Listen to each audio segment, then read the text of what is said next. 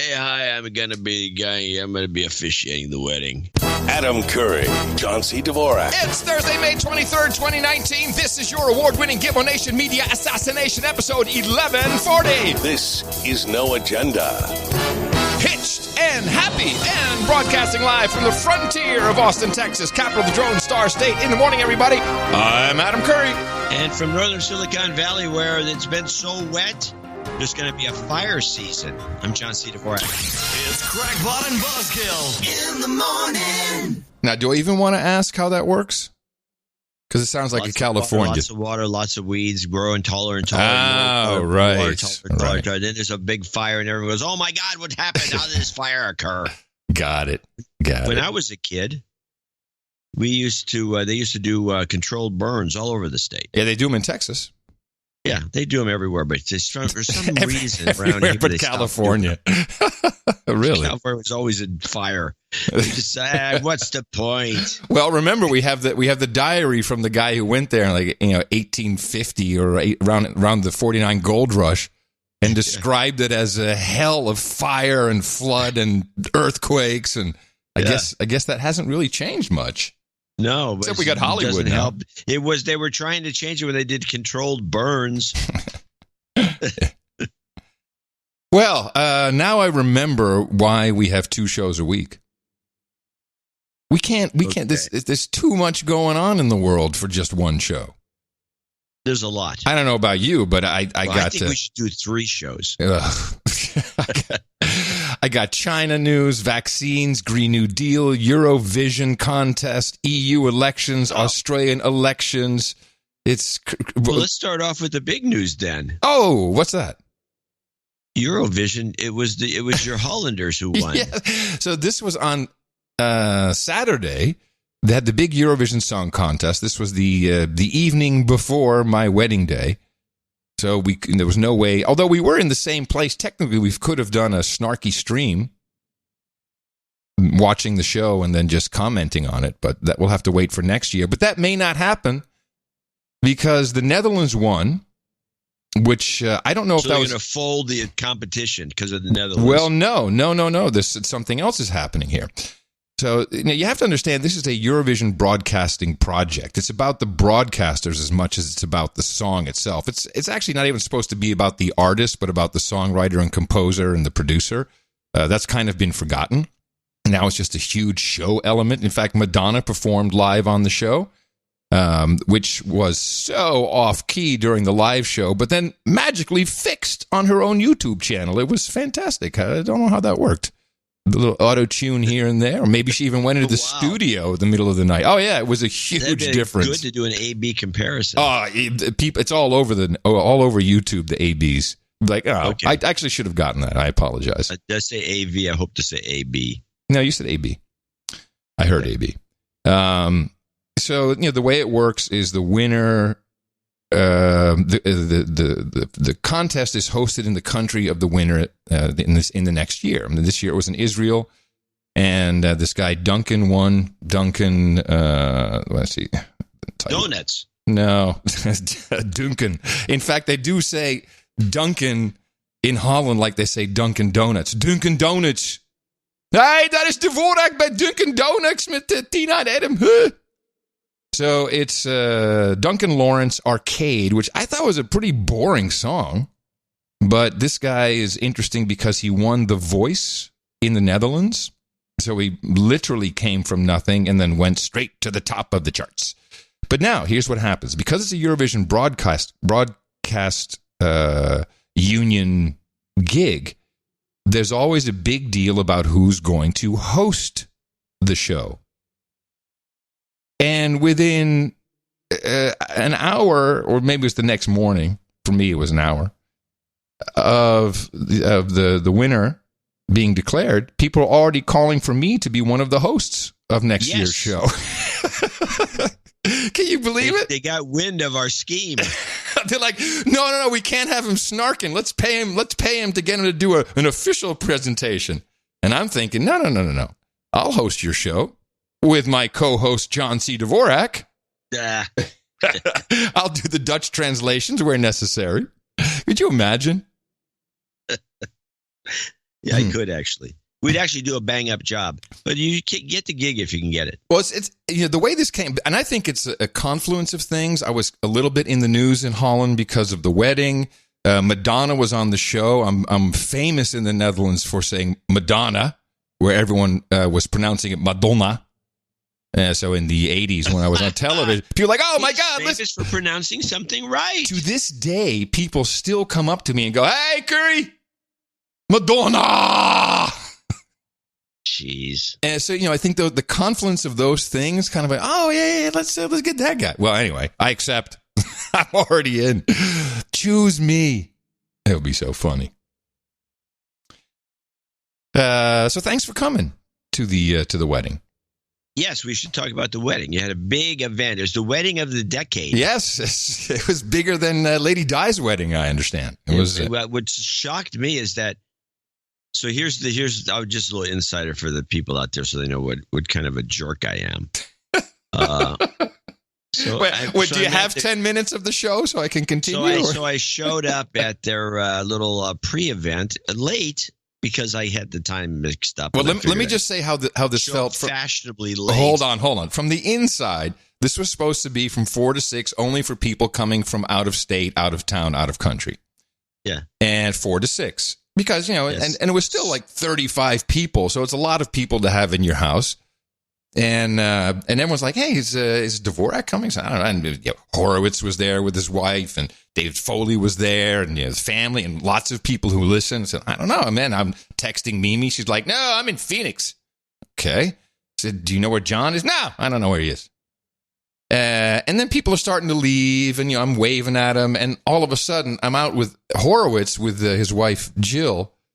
And it's 7:30, which is, I expected it to go long. And careening down the hill comes the John C. Dvorak in his white RAV4 with license plate LGY. Forerunner. Was Forerunner? Oh, with license plate LGY. Skirt. Yeah. And he comes out, everybody, here I am, John C. Dvorak. So, yes, fashionably late, but, and Jill Horowitz, she apparently turned around, went back in, and went to Tina and went, well, you're never going to guess. I guess we're staying. Dvorak just showed up. She was ready to go home. Yeah. So because of that moment, you began to assume that I was just going to be late when I'm not. I'm very punctual as a person. So the wedding is supposed to start at 6, and I said, what time are you going to be? Wedding? Yeah, I get there. No, you've got to be there, you said, by 5:30, and then... Oh, the next day, on Sunday, you mean? Yeah, on Sunday. I wasn't done. Hold on. I wasn't done with Saturday. You come in, say hi to everybody, go, yeah.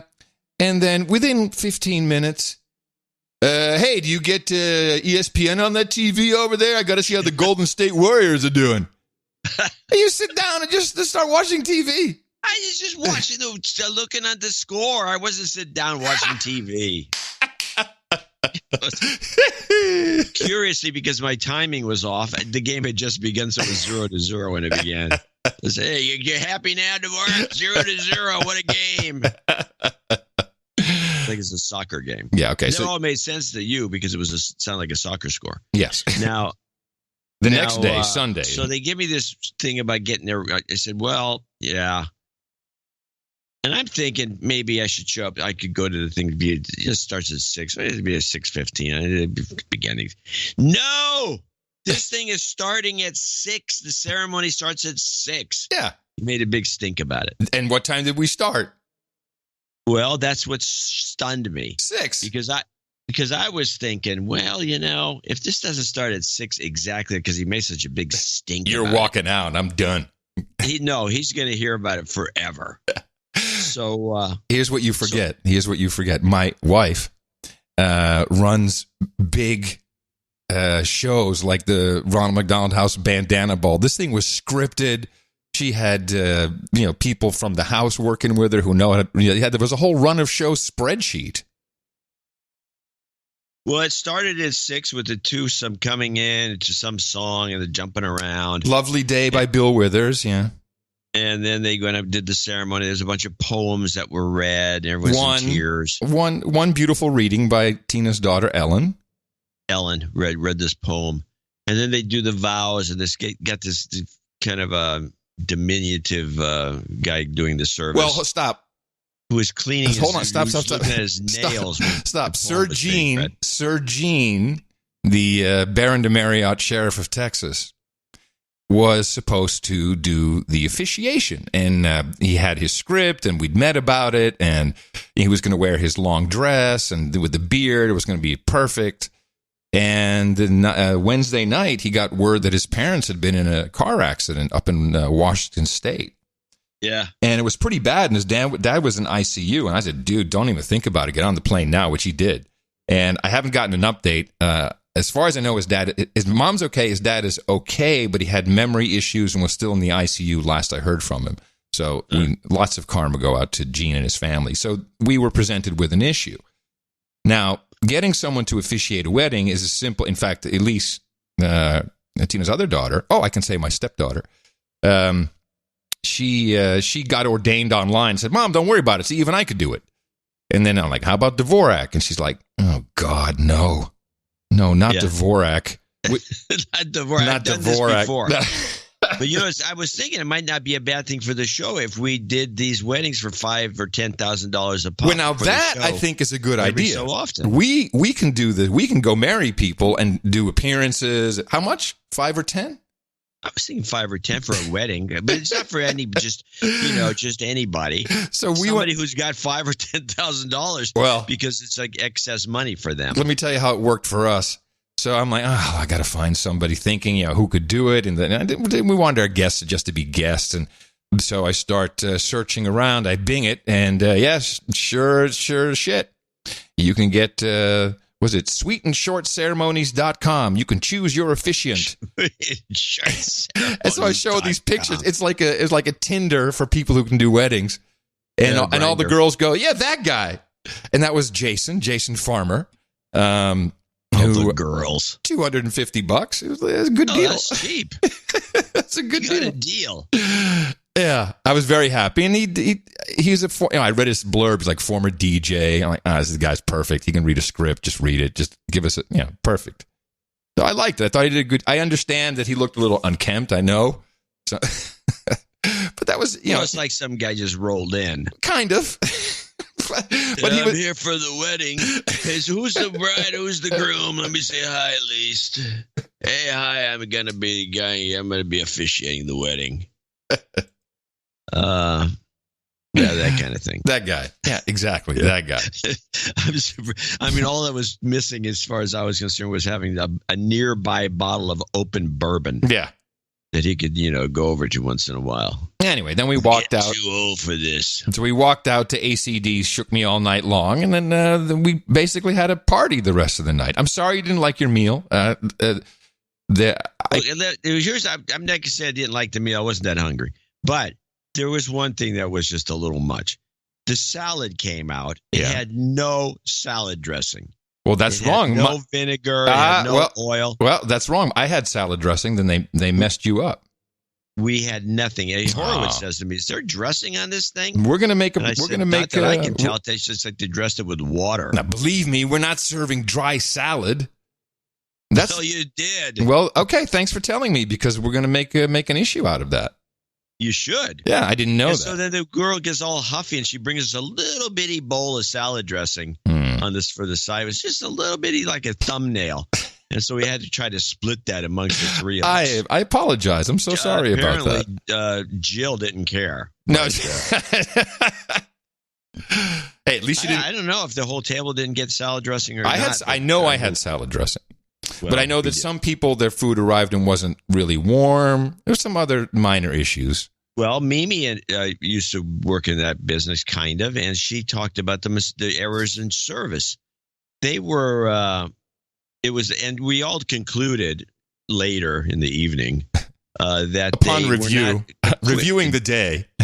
Yeah, reviewing the typical post-mortem of the day. We went over it with the Horowitzes and concluded that this place really wasn't equipped to serve these sorts of the events. And I felt that they sold somebody a bill of goods that they could do it, because the giveaway, according to Mimi, was they kept going way back into the kitchen and each person bringing back 2 plates. Yeah, I saw that Running too. back to the kitchen, bringing back 2 I plates. saw the kitchen is way Which is too why the far food was removed. cold. Yeah, I saw that too. Where is the big cart you bring out? Yeah. The setup cart. You got with 1,000 dishes on it. They roll the big cart out into the middle of the thing, and then the service people go nuts. And they get everything served. No, they didn't do that. And they could only carry 2 dishes. They weren't like these professionals that could carry 6 dishes. The way some of or even a tray with 4 or 5 dishes. They didn't do that either. It was just carrying dishes one by one, and it took forever to serve. And that's the only bitch I had. Okay, well, that's good feedback. The salad really pisses me off, though. That really angers me. Yeah, well, that's lame. It was a bit baffling. Yeah. Now, I was disappointed, but it's okay. You and Mimi don't dance. Well, I dance, but Mimi doesn't dance. I didn't see you dancing. Dance if she's not dancing. I didn't see you dancing. I just said, I'll say it again. I'm not going to dance if she's not dancing. Why not? Because it's rude, I think. Okay. It's like leaving somebody, you stay there, I'll go out and have some fun. That's bull crap. I'm not doing that.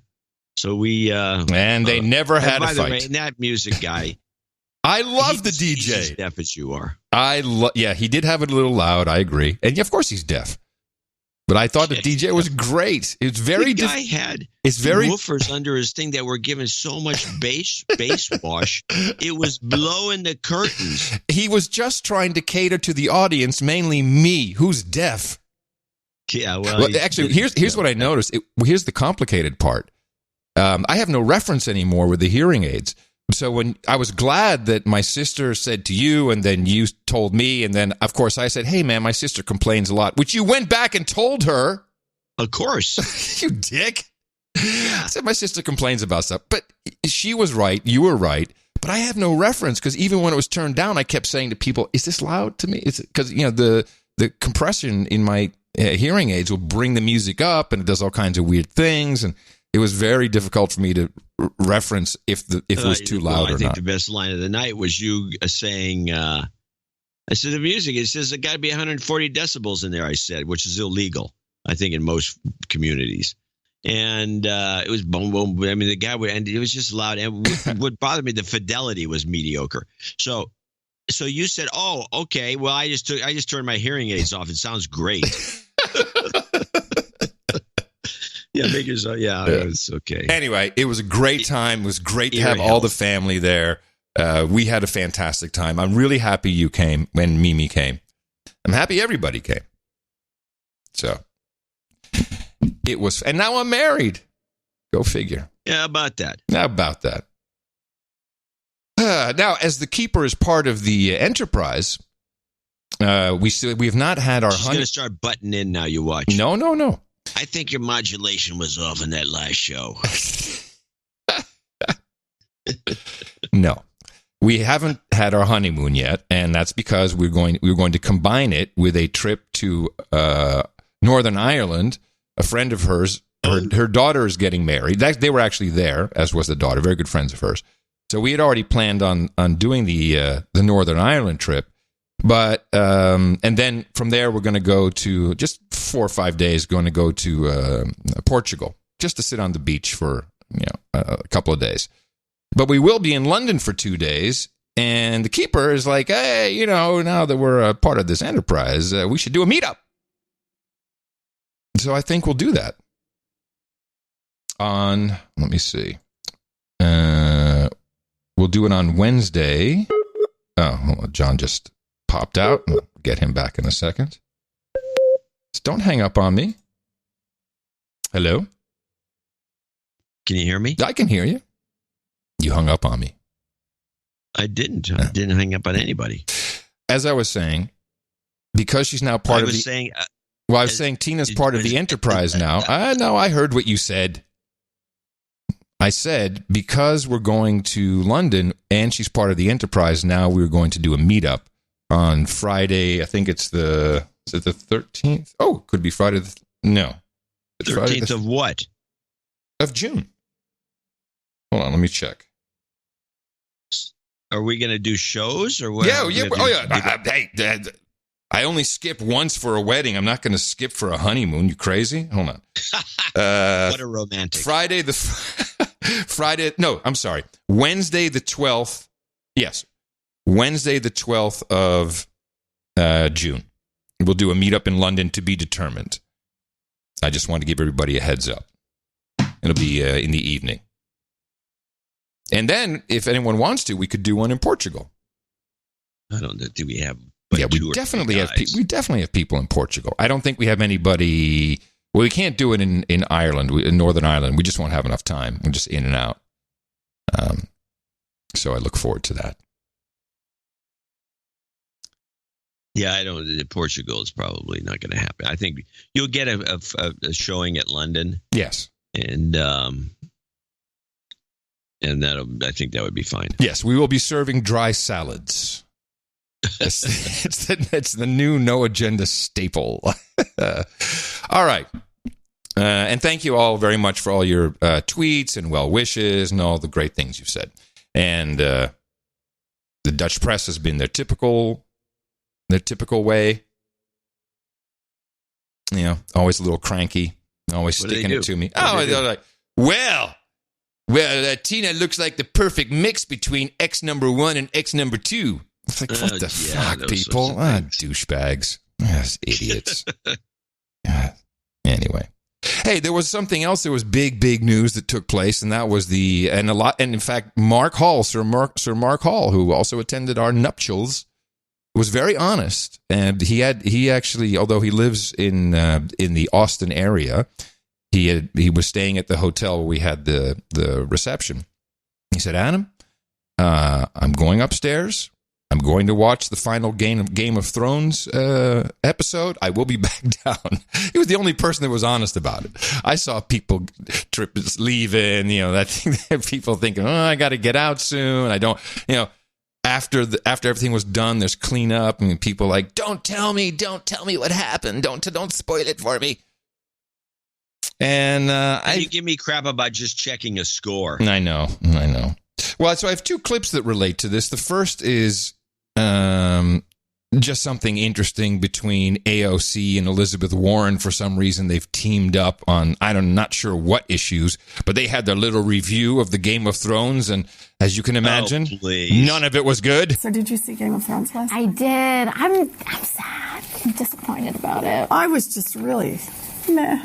I feel like we were getting so close to having this ending with just women running the world. Exactly. And then the last crazy, 2 episodes, it's like, they're too emotional. Yeah, exactly. Can't do the that. end. It's like, this was written so. I was even willing at the end to make a quick allegiance shift when Danny went nuts. Right. So I was over to Sansa. Yeah. I was like, Team Sansa. I was reading my shirts. Totally. The whole thing. Totally. And yet Sansa, who already is Queen of the North, thank you very much. Right. She walks away saying, and I'll still be Queen of the North. I know. Come on, Sansa, go for the big ones. I was disappointed. We need to get some feminist analysis up in HBO. They need some help on this. They do. All right, so there it is. Okay, clip of the day right off the bat so we can get that over with. Well, hold on a second. Clip of the day. Thank you. I mean, give me a break. What is to expose yourself as some sort of a fanboy junkie and go on about women taking over the world and all this other stuff? How is this a politically good idea? Well, I don't think it is. But maybe a lot of people agree. I don't think it is either. Well, this brings me to my second clip in this. I have not followed Game of Thrones. I tried watching the first episode and a half, didn't really like it. I did sit and watch, as Elise watched the final one Monday. And let me tell you my side so we can even this up. I have never seen any complete episode of Game of Thrones. I can't watch it. I think it's unwatchable.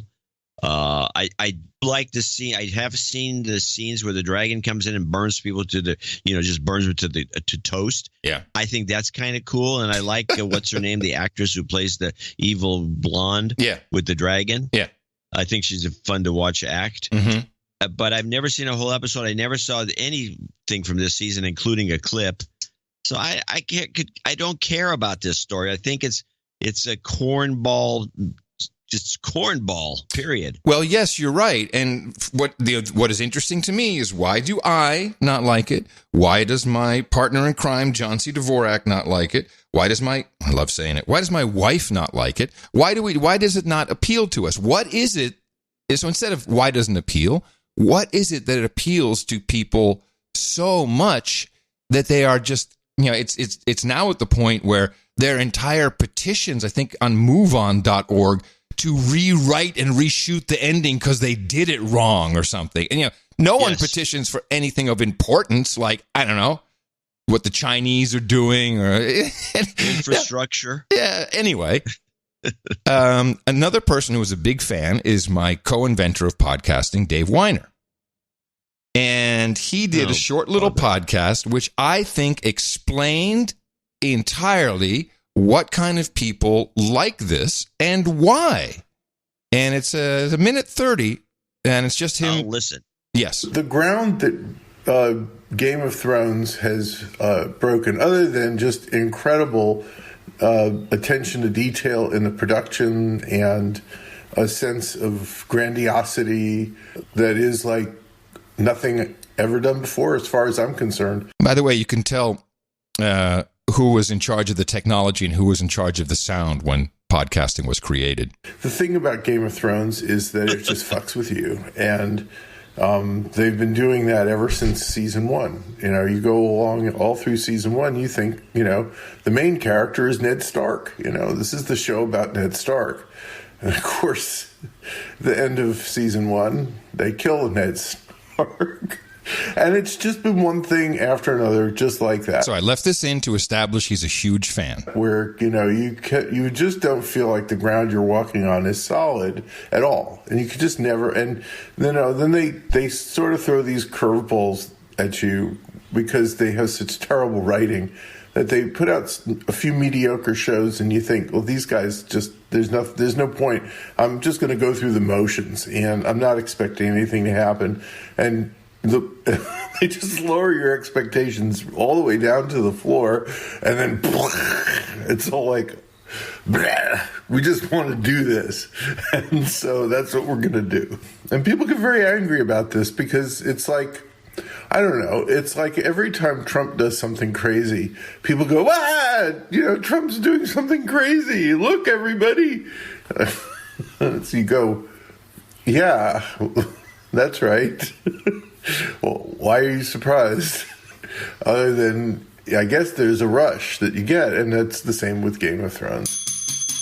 It's a rush. There you go. It's Trump derangement syndrome. Yeah, maybe. It explains two things in one go. People somehow, certain people respond, a lot of people, to mediocre crap with things that turn you upside down, twist your stomach, because you get a rush from running around saying this is fucked up. That's exactly what he just said, and I think his analysis is correct. He used the expletive properly. Sorry. Sorry about that. It's the first way to say it. The first time, huh? Okay. Yeah, that's the first time. The rest is gratuitous. First time for everything. Now, that could be, and it may. I'd have to look at people who like the show. Are they all a bunch of Democrats? Well, Weiner is not necessarily a Democrat. He hates Trump, but I don't think he's a Democrat. No, he's not. He's a huge Democrat. He's voted Republican in the past, and I know he has. I don't care. He said he got all involved with because of Obama.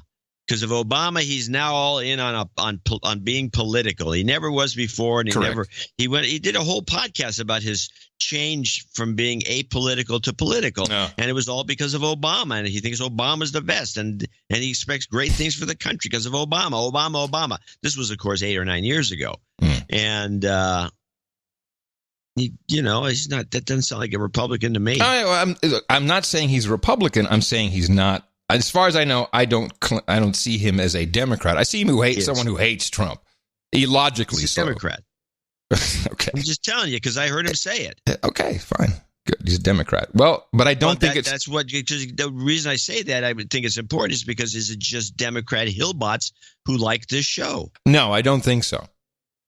Well, so far we've got 3 of them. We got. Come on, you're going to tell me Leo Laporte is a Democrat?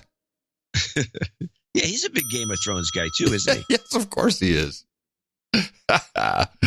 All right. Let's move on to something more important. Like this China situation. Fantastic. The mainstream media, all they can talk about is, well, Google might not be able to sell the Android, can't license Android operating system to Huawei. Did they miss the executive order?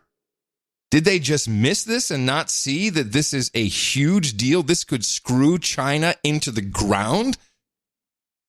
I mean, really, really screw China. Besides Huawei's phones, the networking equipment, they have laptops and computers that will no longer be allowed to run Windows. Now, they have a 90-day window that was created before Huawei's name goes on the list, but it could put anybody on the list. It's really a very, very powerful move that is being, well, of course, all the mainstream news, all they do is Trump, bar, Mueller. And you're missing the real news. This, to me, I don't know if you guys talked about it. Explain it in some details for people. The executive order is very detailed. Let's see if I can give you the title of that executive order.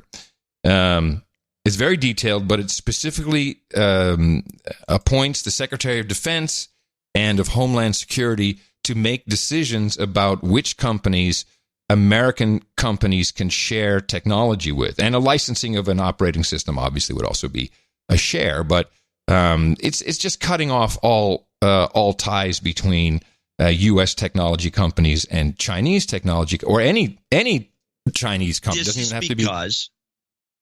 This is because the Chinese have been ripping us off. Of course. Another thing that you didn't hear on the M5N. An extreme. Yes. And why aren't they harping on this? There's this woman. I want to get her. Let me just tell you why. The reason why is China owns large portions of the United States government. They own the politicians. Their lobby is incredibly strong. And they own parts of Hollywood. So that's your reason why no one harps about it.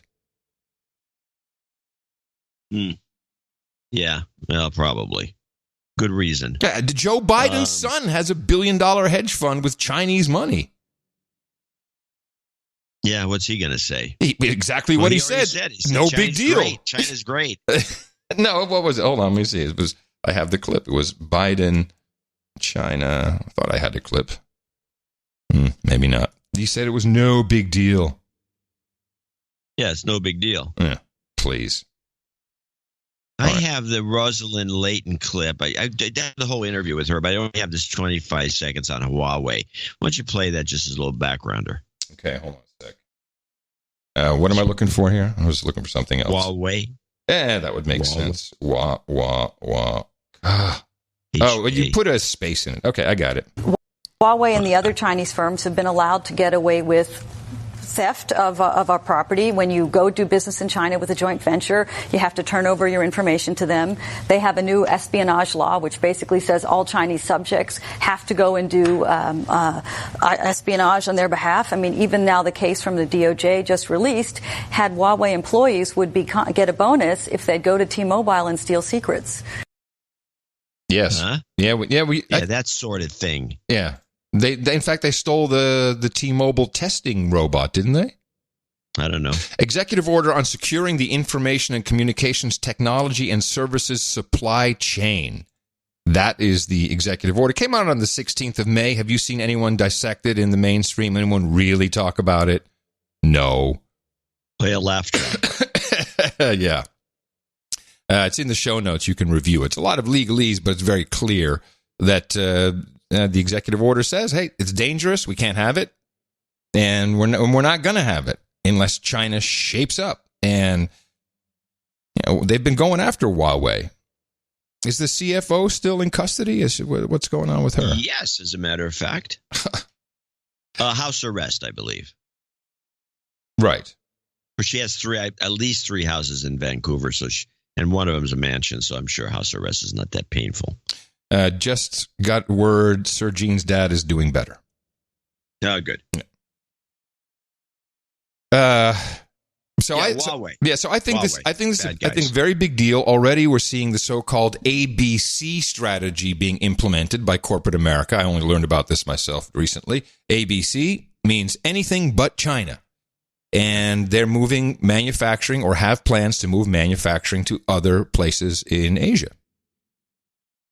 Vietnam's a favorite. Vietnam is big, certainly for the furniture trade. Well, the furniture also, Crocs shoes are now made in Vietnam. Oh my goodness, you should be getting a bonus. I should. And by the way, you have collector's items. You have original Crocs made in China, the good old days. Oh my, you're right. I get you go to that trading consortium where you trade valuable shoes. But this could also affect consumers and law enforcement. Here's a story about Chinese manufactured drones. The ongoing U.S.-China trade war adding a new disputed item. The Department of Homeland Security warning unmanned drones made by Chinese companies could be stealing your data. This comes after the Trump administration put the Chinese tech giant Huawei on notice over national security concerns. Joining us now is Morgan Wright. You notice that's how the executive order is discussed. Yeah, you put Huawei on notice. The whole Chinese economy is on notice with this. A cybersecurity expert. So it's estimated that 85% of the drones in the market right now are coming from one company in China, DJI. How big of a threat do you think that is? Melissa, as we're talking right now, I'm in Jacksonville, Florida, at the International Association of Chiefs of Police Law Enforcement Technology Conference, where the discussion of drones happened yesterday. They're happening today. The keynote was, and they're happening tomorrow. This is a huge issue. In fact, every agency I've talked to, almost all of them are using drones that come out of China. And so I think it's a huge issue. The Army quit buying certain brands, including Hikvision and DJI 2 years ago. It's just taken time now for the rest of the country and public safety and public sector to catch up. And they go on to discuss that your data as to where you're flying and the video data is all essentially being, also pushed back to some cloud in China. Although you can opt out of it, they say. Well, opt out, opt in. I'd like to see some data on this.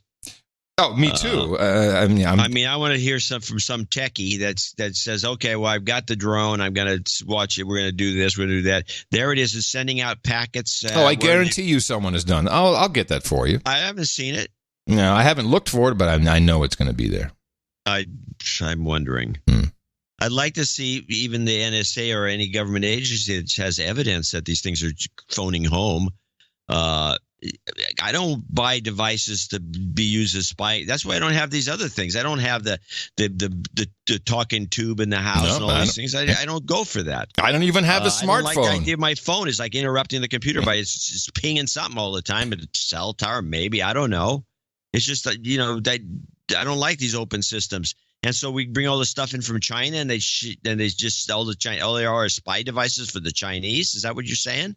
Yes. That's exactly right.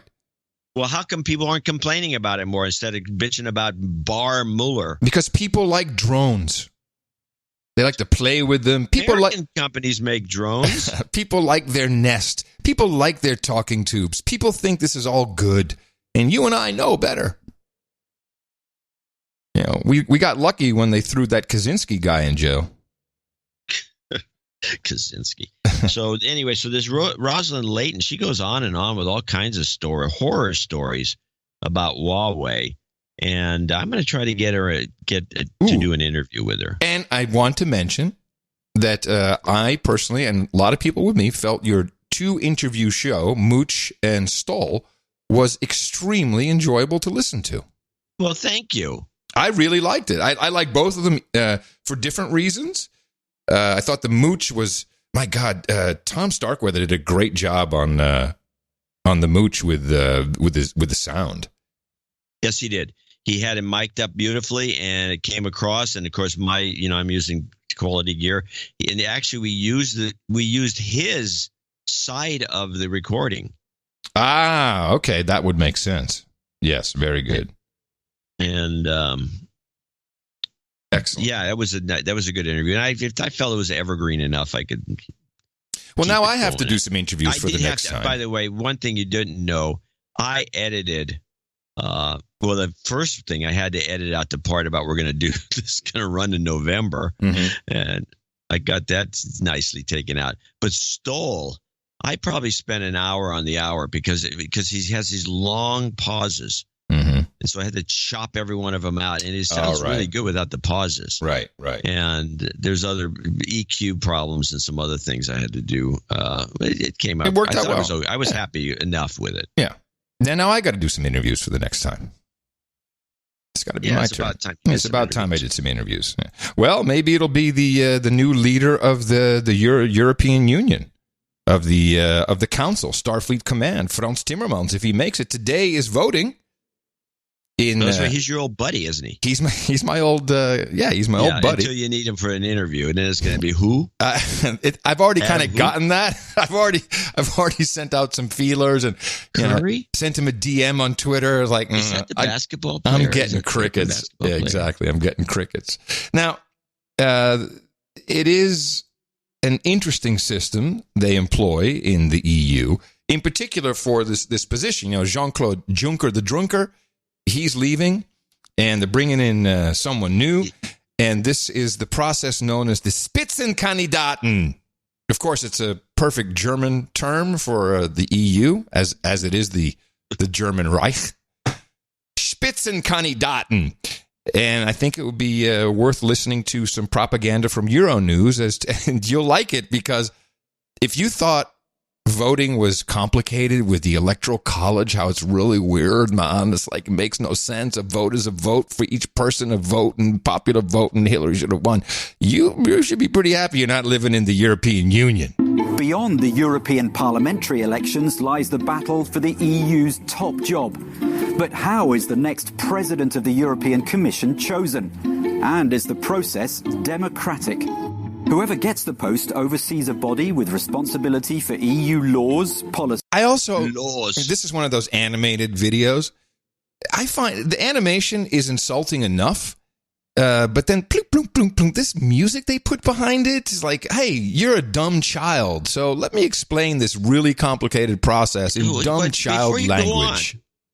Before you go on, I find it also insulting. And the other one is it was funny once, maybe twice it was okay, but the guy drawing, the cartoons, that's where it all started with the music. Yeah, you draw the cartoon. He's drawing a cartoon of a house, and then a guy and a man going, "Oh my God!" and there's a rock hitting the house, and he draws the rock. I mean, it is annoying at this point. I don't want to see these anymore. And I also will blame who's Apple's they did all the famous commercials, Apple's agency, Chiat Day. Day. They started with the bloop, bloop, bloop, bloop, the strings in the Apple commercials. Remember the first ones? I'm a PC, I'm a Mac. Bloop, bloop, bloop, bloop, bloop, bloop, bloop. Anyway, so that's carried over now to the European Union elections and the President of the European Commission. Oversees a body with responsibility for EU laws, policies, and the budget. In the past, the selection procedure was seen as rather murky, described as horse trading between governments behind closed doors. I guess it's all going to change. This impression persisted despite reforms giving the elected European Parliament more say. More say! 5 years ago, Jean-Claude Juncker was... Now, does more say sound like a vote to you? Or is... just more say. Hey, what can I do? You got some more say. Despite reforms giving the elected European Parliament more say. 5 years ago, Jean-Claude Juncker was voted in under a new system designed to be more democratic. How does it work? Now, how does more democratic even work? This is where it gets complicated. Before the parliamentary elections, each European political group puts forward its Spitzenkandidat, that's German for lead candidate. After the vote, the nominee from the group winning most seats is the first to be considered by national leaders in the European Council, which represents member states. Do they have to accept the Parliament's choice? In theory, no, but in practice, this candidate has a clear advantage. The EU treaty says, taking into account the parliamentary elections and after appropriate consultations, the Council elects a candidate who's then put to MEPs in the Parliament for a vote. If there's no majority, leaders in the Council have a month to propose an alternative. But the Spitzenkandidat process is under threat amid a power struggle between the European Council and the Parliament. National leaders say they don't have to go along with it. Some want it ditched altogether. The two main parties in Parliament back the system. Their nominees have been taking part in debates with other presidential hopefuls. But if the new Parliament is fragmented and there's a revolt against the lead candidate system, the new Commission boss could be an outsider. It's all to play for. Thanks. Thanks for nothing. Do you understand how it works? No. Exactly. No wonder people stay home. Vote for that. Well, I find it, talking about people staying home, I find it peculiar that, there's this new Brexit party in the UK. Yes, yeah, the Farage's Brexit party. And they're taking names and kicking ass in the European elections. Are they? For example, how does Farage end up in the European Parliament constantly? He keeps getting voted in, but in the local elections in England, they won't vote him in for anything. Well, do they have a special qualifying election? Is it a different election because the Brits take part in the EU elections? Right. I believe the way it works is any party can stand for election in the European Union. You don't have to necessarily be in the local government.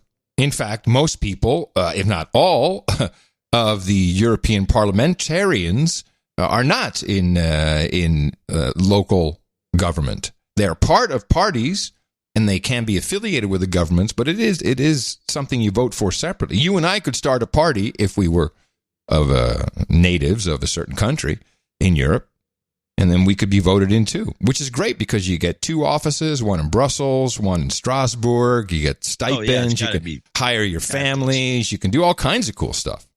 I don't know if you ever saw the special with Farage.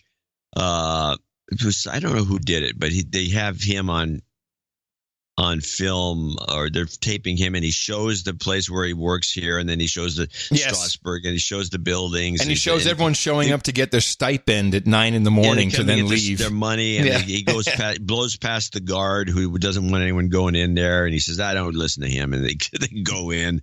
I mean, the whole thing is quite it's like a head shaker. Yeah. Well, we'll see what happens.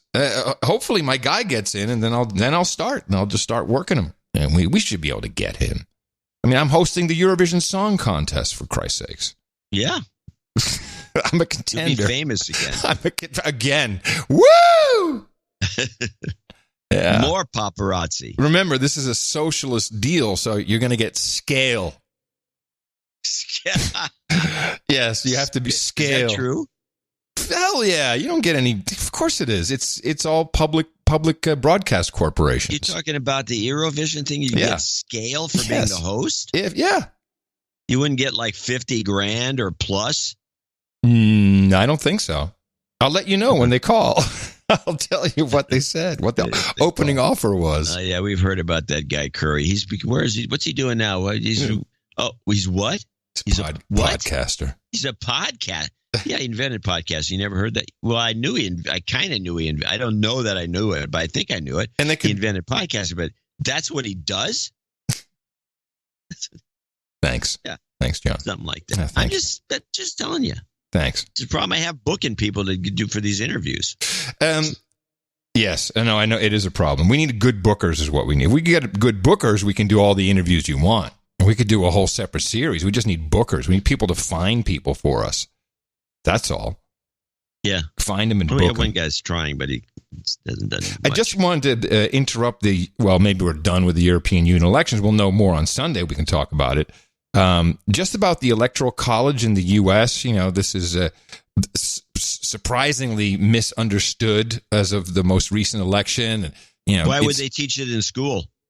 I don't even know if they do anymore. They don't. And now, just if I asked you in 30 seconds to tell me the reason behind the Electoral College, and you've said it before, it would be to keep a couple of large states dominating national politics, or have the majority screw over the minority. Yeah, which is the problem with the democracy per se. Straight up. Democracies per se are the tyranny of the majority.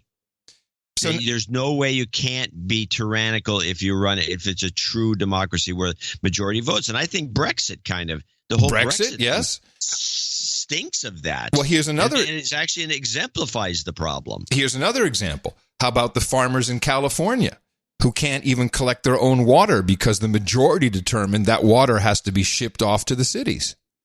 Yes. That's the same thing. That's democracy. That's how real straight up democracy can work. And it's great if you're on the winning side of the water, not so great if you're not. But now let's listen to one of my favorite podcasts. I'm sorry, it's the Toddcast. That's right, everybody. Chuck Todd on the Toddcast. And this is just 30 seconds with Kimberly Atkins, I think. Yeah. Honestly, the easier way, if people don't want this president in office, the better way to get him out would be to not elect him in 2020 than to try to impeach him. I've always thought is what would James Madison say if he were to come back right now and say, and sort of what argument would he make, wait for election, all this stuff. And he would say, hey, you idiots, we actually gave you a remedy. It was called the Electoral College and you chose not to use it. And that is the whole point of the Electoral College was to prevent some sort of disastrous disruptor that could totally blow up the Constitution as we know it. I think it worked perfectly well. Toddcast. It did prevent the situation we're talking about. This is the blindness of the left. Exactly. Of the media. Not the left, the media. The Electoral College. We gave you the Electoral College did its job. Yeah. It kept the imperious, I will use that word. Ooh, I like it. Nice word. The imperious Hillary Clinton from becoming president based on the popular vote, which was mostly letting California dominate things. The entire popular vote that she won, I don't know how many times I have to say it because people don't seem to remember, came from California. California pushed her over the top by over 4 million votes, and the amount she won on the popular vote was just 3+ million. She would have actually lost the popular vote if you took California out of the equation. And that's the reason for the Electoral College. Thank you for teaching me a new word. Imperious, assuming power or authority without justification, arrogant and domineering. Imperious. Yeah, there you go. Nailed it. Imperious. You don't know the song, do you? No, I don't. Okay. Well, not the way you're singing it. Great Duran Duran tune. And let's return back to the 21st century. Yes. Shall we? So Avenatti came into the news again. Yeah, this has been great. I'm glad you got something on this. Yeah, I got a couple of things. Well, here's Avenatti's new woes. This is a CBS report. Adult film star Stormy Daniels made attorney Michael Avenatti a household name when he represented her in a lawsuit against President Trump. She wants the public to know the truth. But an indictment unsealed today alleges Avenatti stole $300,000 Daniels was owed for her book detailing an alleged affair with the president. According to court papers, Avenatti forged Daniels' signature on a letter to her literary agent and diverted her book advance into a bank account he controlled. He then alleged... Can I just say, who is this reporting? Oh, that's the woman on CBS is kind of bug-eyed and long-faced. Well, she has a speech impediment. She can't say the R. CBS seems to have more than one or two people that do that. I can't remember her name. She's a pretty good presenter. I never hated her. No, I don't hate her. Jeff Pegues, though. I just find it interesting that people show up in mainstream with an obvious. To me, it's an obvious speech impediment. Well, she replaces the R with W's. Play it again. I'll start listening for it. She can't say R's, is what you're thinking. Yeah, she uses W's instead of R's. Can you back it up and play a little? Yeah, I'll play the whole thing. Adult film star Stormy Daniels made attorney Michael Avenatti a household name when he represented her in a lawsuit against President Trump. She wants the public to know the truth. But an indictment unsealed today alleges Avenatti stole $300,000 Daniels was owed for her book detailing I heard three. I didn't hear I heard 300,000. An alleged affair with the president. According to court papers, Avenatti forged Daniel's signature on a letter to her literary agent and diverted her book advance into a bank account he controlled. He then allegedly used the money to pay for a Ferrari, airfare, hotels, and even payroll for his law firm. On Twitter today, Avenatti said, "No monies relating to Ms. Daniels were ever misappropriated or mishandled. I will be fully exonerated." Avenatti has also been charged with stealing from clients in Los Angeles and with attempting to extort Nike by going public with claims the shoe company was illegally paying high school basketball players. He sat down with CBS News' Jerika Duncan in March. Did you try to extort Nike for millions of dollars? No, and any suggestion is absolutely absurd. Avenatti had considered challenging President Trump for the White House. He even started his own political action committee. But as his legal problems piled up, he announced he would not run in 2020. He used a third of the money he raised to pay himself. What a slime ball. Pay himself. Isn't that one of the most sacred things that an attorney has is a trust account for your client, and it's like really locked down. You can't touch it. Everything he did is illegal. It's unbelievable.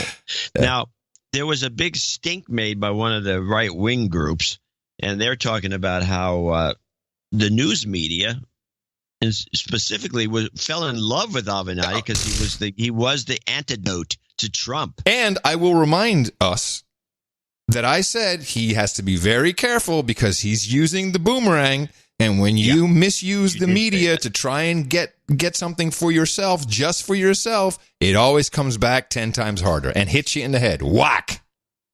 So they've determined that, in fact, somebody did a calculation saying that media gave him $147 million worth of free publicity. And, of course, they have a tendency to do this with people. But listen to this compilation of all the media fawning and talking about this guy. This was a compilation put together by Free Beacon. He's Donald Trump's worst nightmare. Michael Avenatti. Joining us once again is Michael Avenatti. Let's bring in Michael Avenatti. Michael Avenatti. Michael Avenatti. Michael Avenatti, thank you very much. He's out there saving the country. Don Meacham says he may be the savior of the republic. You are something of a folk hero now. I owe Michael Avenatti an apology. I've been saying enough already, Michael. I've seen you everywhere. What do you have left to say?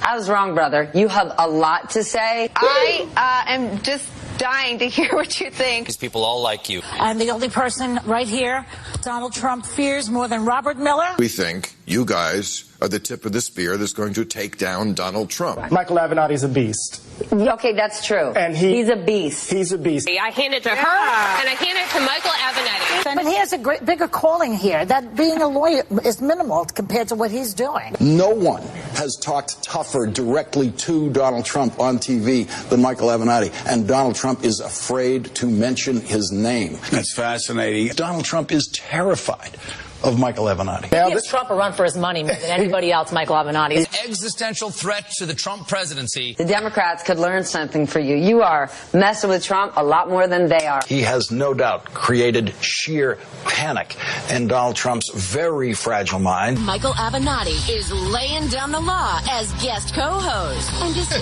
really thinking about running for president? One reason why I'm taking you seriously as a contender is because of your presence on cable news. You look at the field of Democrats right now, and Avenatti's the one who stands out. If they decide they value a fighter most, people would be foolish to underestimate Michael Avenatti. I have always said that they need a fighter. Look, I mean, we're going to continue to use the media. I think we've used it with great success. Now, the joke is that then that was, I thought, a good compilation. Yeah. And the joke is that at the end of the compilation, they throw a punchline and kind of something they also caught Avenatti saying, which turns out to be the great irony. This also might work as an ISO, but play Avenatti too. All of my sexual fantasies involve handcuffs. The View. The View. Wait a minute. They all thought it was quaint. Cute? Oh, that's so sexy. Handcuffs. Wow. Yeah, we want to be handcuffed. Yeah. Oh, The View. My goodness. Yeah, I'll take it. I'll take it as an end of show. But maybe without the awe. I don't know if the awe is just will leave us on a faded out. It'll leave us on a sad note if I leave that at the end of the show. Aw. My goodness. Well, With that, it is time to thank you for your courage and say in the morning to you, the man who put the C in the cuffs on Avenatti's handcuffs, John C. Dvorak. Well, in the morning to you, Mr. Adam Curry. Also in the morning to all ships at sea, boots on the ground, feet in the air, subs in the water. And all the dames and knights out there. In the morning to our trolls, sitting there in the troll room, doing their biz, doing it well. NoAgendaStream.com, 24/7. You got streams of shows. Great, the DH Unplugged, No Agenda show. You got Void Zero. You've got the Grumpy Benz. What am I missing here? Hey, Grumpy Cat died. I know, sad. Another piece of news. Grumpy Cat died. I know. Grumpy Cat died. Meanwhile, some actual people died that no one gives a shit about. Who, I don't know either now. Gives a shit about no one gives a shit about him. Doris Day passed away. Yeah. We lost her. Now, do I see lots of tributes to her? No. Grumpy Cat. Yeah, it's a beautiful thing. I also want to say in the morning to our artists for the episode 1139. That was our interview show, the one John did, and Tom Starkweather produced. Mooch and Stahl. The artwork was Citizen X. It was, I think it was an older piece that we took. We got it from the Evergreens. And it was nice. It was like a postmodern Woodstock type poster thing. Yeah, it was a poster. The way I look at it. It was beautiful. And so we thank you, and we thank all the artists who are always sharing their skills with us at noagendaartgenerator.com. Part of our value for value system. You get out of the system what you put into it. And a lot of these artists, first they get satisfaction, fulfillment, but sometimes there's some money. It goes to noagendashop.com. It can be put on mugs and on T-shirts, and we just have a beautiful collection. And there's all kinds of ways that this art is really important to the show, and mainly for people who say, "Oh, wait, what's that new thing I'm seeing?" Ah, yes, looks like a new episode of No Agenda. One of the few podcasts who do it, adhering to the spec. And also thanks to Archduke Nussbaum for the artwork for 1138, which was, let me see, the title of that show was Pregnant Person. And Nussbaum did the Dick Pick, a classic, a guitar pick with the name Dick on it. Fantastic. Yes. It's not a new idea, but it worked for us. We liked it. Simple, to the point, got it. NoAgendaArtGenerator.com. Thank you again, everybody. And we have 2 shows worth of support to discuss, so alert the affiliates. Oh, yeah, we're going to be running long. Well, starting out at the top of the list, and somebody almost beat him, but nobody did, is Sir Onimus of Dogpatch in Lower Slobovia. This was his $750. Oh, man. Thank you, too, and the many producers that make the show the most unique, informative, broad-based collection of news information available. No Agenda, with its many open-source information websites and its producers, are the wikis of news. And, of course, Smooze of news. Smooze. Your natural cognitive dissonance disrupts the M5M, and your own differing perspective reflect a producer's real life. We both agree and disagree often. Individually, we work to resolve the noise ourselves, but your analysis has made this my first and almost only source of news. As a regular user of snail mail, I wanted to point out to John that the USPS is issuing a commemorative 150th anniversary of the completion of the Transcontinental Railway stamp. Oh, got to get your first day edition. Adam, congratulations on your new home and wife. Ramadan Kareem, NJNK. Yes, it is. Ramadan is ongoing now, is it not? I believe so. We should say Happy Ramadan to everybody. Happy Ramadan, everybody. Happy Ramadan, everybody. It's fantastic. Enjoy. I love the after sunset. That's when it gets fun with my Moroccan buddies. Benjamin Parker comes up in the list. $1,140, just short. Almost. Almost was the top guy. Well, he wasn't the top guy there, but he's definitely the top guy with a long note. As a longtime listener who has never been a producer, and a serf on the protectorate of Baron Walkman, I hereby make a preemptive contribution before being called out as a douchebag on show 1140. On this contribution, I would call out $580.08, the original boobs donation. Ooh, it's the backwards boobs. Yeah, it's the original boobs. Yeah, right. If you flip it over. Yes, it's the backwards boobs. It says boobs with an S. If you do it on boobs, a calculator, this is the proper way to do it on a calculator.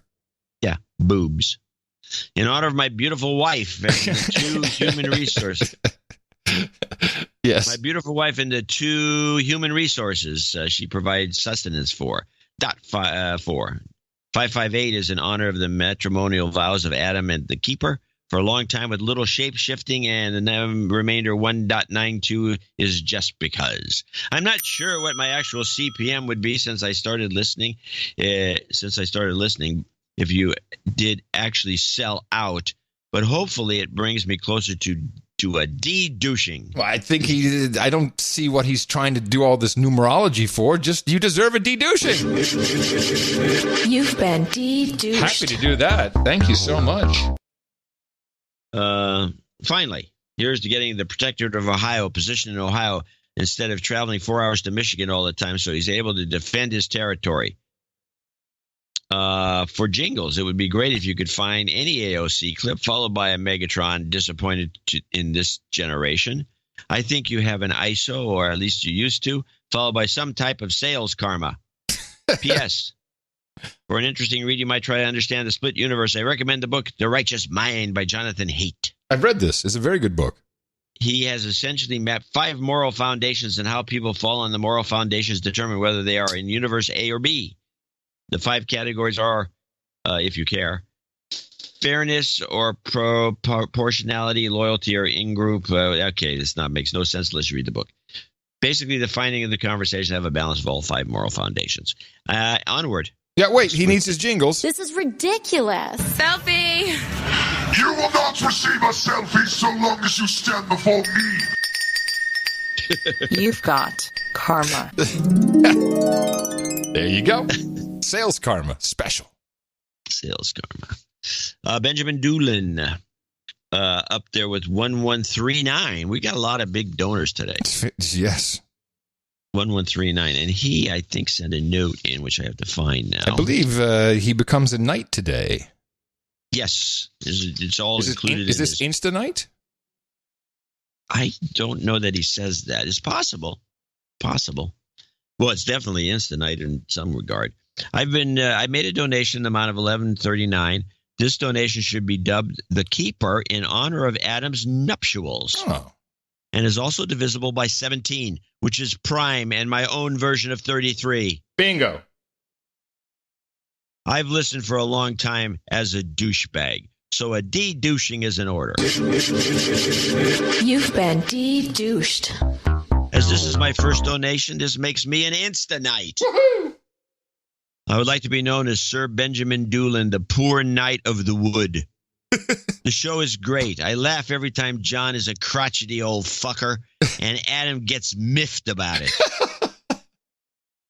When does that happen? Never. I don't know what he's talking about. Miffed at me because of the way I sit. What show are you listening to? Has made my life better at times. I've had little to look forward to. Oh. Then there were you 2 insufferable pricks to lift my spirits. Success. Right? Right? Yeah, no. Twice a week and every Thursday. No jingles. But how about some karma for health, sales, cars and books, relationship, and for me and everyone who needs it? I like the goat scream variety with Adam's yay. If easily found. Otherwise, Adam, do your thing. Thanks, gents, for the fantastic show. Keep it up until you quit. I'll be donating again here soon, employing the value for value model to enrich me. Cheers. Let me see if I can find what he's looking for. You've got karma. Yay! And then we have an anonymous donor, $519.19, which is the wedding, big-time wedding donation. Yeah, that's a huge wedding donation. Thank you. That was $519, May 19th for our wedding date, NJNK. Thank you, Anonymous. NJNK. Sir Dave, the Baron of Kansas City, comes in with the same thing, 5919. Or 51919. Sorry. Mabruk Adam or Maybrook Adam. What does that mean? Mabruk. Mabruk? Mabruk, Adam. Oh, Congrats from the lovely Riyadh. I'm sharing some of my first paycheck from my first real job since delivering pizza in college. All that army stuff for the last 28 years didn't even seem to be like a real job. A career, yes, but most of the time too much fun to be truly a job. Onward to the next chapter for both of us. Thank you for your courage. And Mabruk is congratulations in Arabic. Well, there you go. Thank you, trolls. He's Sir Dave, the Baron of Kansas City, in absentia. He's in Riyadh. Or as I used to pronounce it, Riyadh. No agenda staple. Rydia. Kelly from Kenai. Sounds like Keen Eye. Kelly from Kenai. $500. This is going to be a long episode today. Kelly from Kenai. It's been a year since my last donation.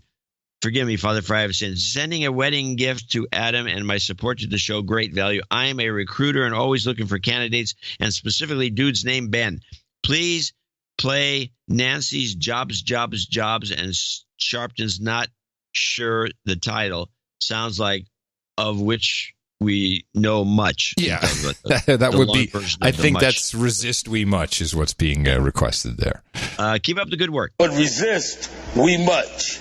We must and we will much about that be committed. Jobs, and jobs. Let's vote for jobs. You've got karma. Sir Stolkson, 36912. Great interviews. Please refer me as Sir Stolkson, Plymouth Pinellas Paladin.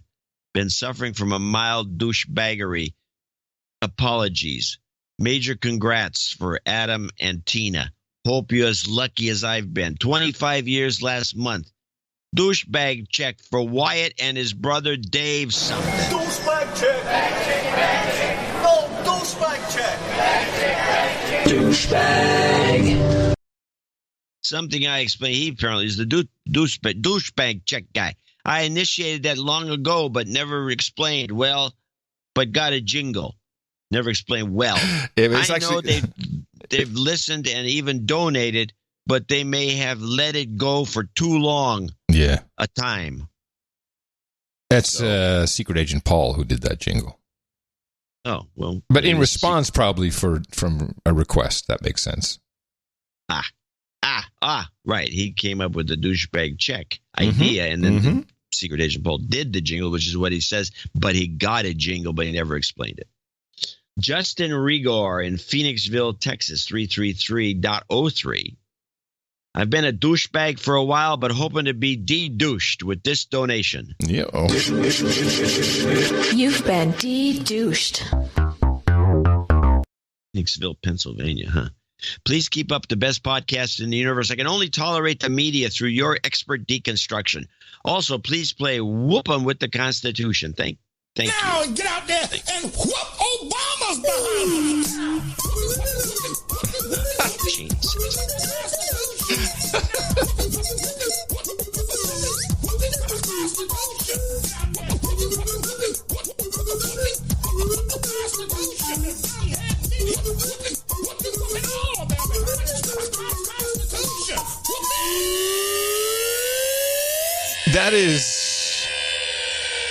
That is our slide whistle remix. Haven't heard that in ages. That's pretty good. Still stands up. David Cheney, $333. He wrote a note in saying, I forgot to leave a note with my last donation. But if it's not too late, donating brings me in. He's got his total for my knighting, and he's going to be Sir Chaotic Mass. Oh, fantastic, Dave. Congratulations. Please make sure to have bourbon and bong hits at the table. Oh. I sent this email earlier from my, no request for anything other than that. I'll see you at the round table. Thank you. Baron Walkman of Buckeye, 333, even. L Sharpton, we much. He's got some jingles you can queue up. ITM Jen says, enter the troll room. Oh, hello, troll room. Nobody says hi to the troll room. Congrats to the Podfather and Keeper on a successful marriage. And another note, I am forced to do this. I must call out a fellow dude named Ben, whose actual name is Ben. You, sir, are a douchebag. Douchebag. A douchebag for not contributing to the best podcast in the universe. I call you out, Ben, from East Canton. Bribe or chip in. Bribe or chip in. I assume you want to bribe Baron Walkman. Or chip in, and I'll name you as a sheriff. Okay, some promises there. All right, thank you, Baron Walkman of Buckeye. But resist, we must, and we will much about that be committed. I'm Joe Biden, and thank you for taking the time to listen. You've got karma. Those were his jingles. John Sponheimer, $300. And by the way, I want to mention to people out there, because this is a little lengthy, this is for 2 shows.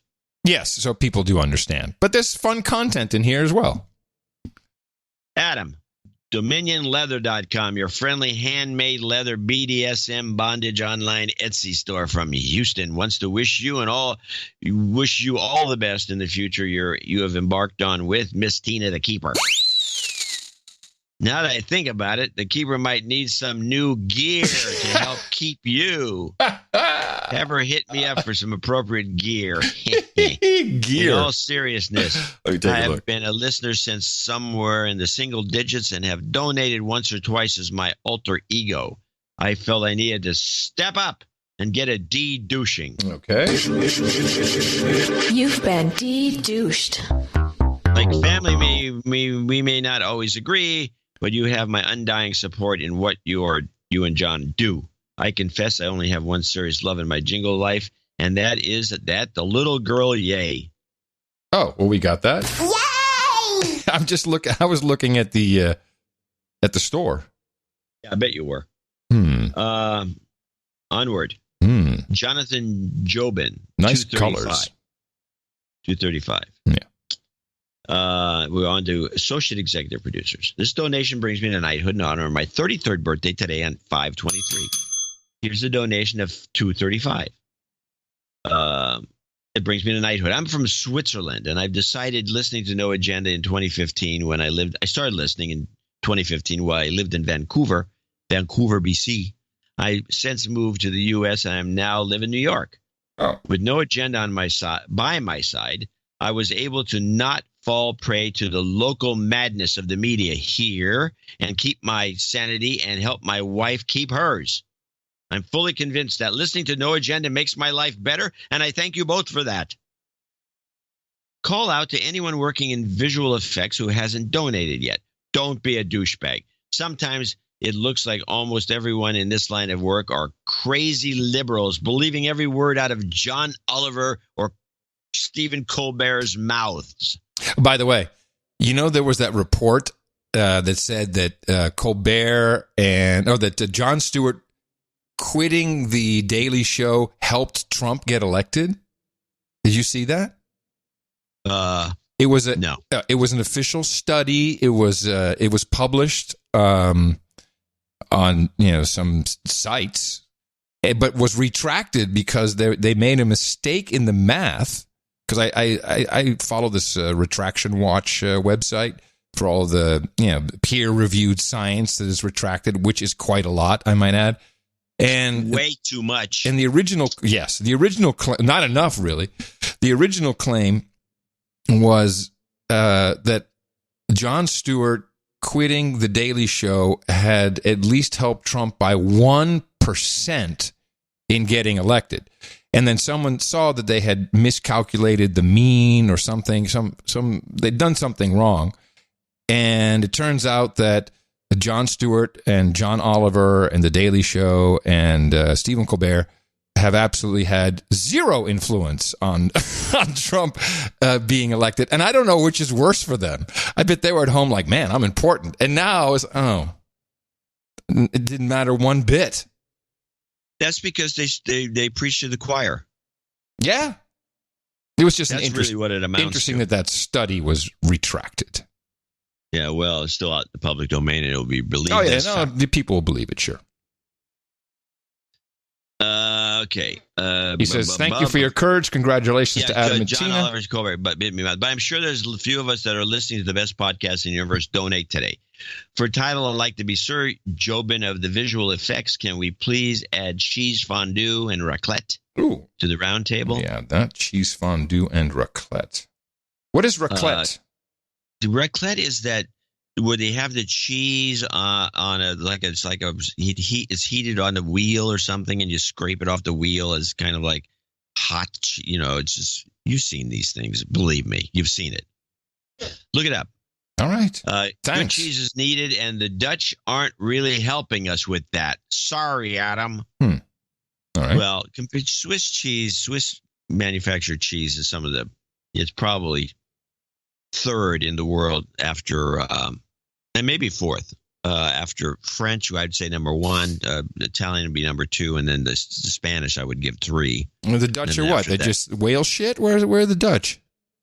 The Dutch would be down under after the Swiss, so they'd be 1, 2, 3, 4, 5. How about Wisconsin? 20. The Chinese make better cheese. Actually, no, they're pretty good. But hey, wait. Do the Chinese make cheese? Well, no. Oh, okay. Well, you said that. They don't like dairy products. They're not big dairy eaters. Anyway, thanks for your courage and aggression. Now, he also wanted to ask for 2 jingles. Yeah. Yoko Ono's The Great Gig in the Sky, and listen to that. Well, is that what he said? I got this note here. Yeah, and listen to that horn. Yeah, listen to the horn. Yeah. That's Foamer. Yeah, I can play those.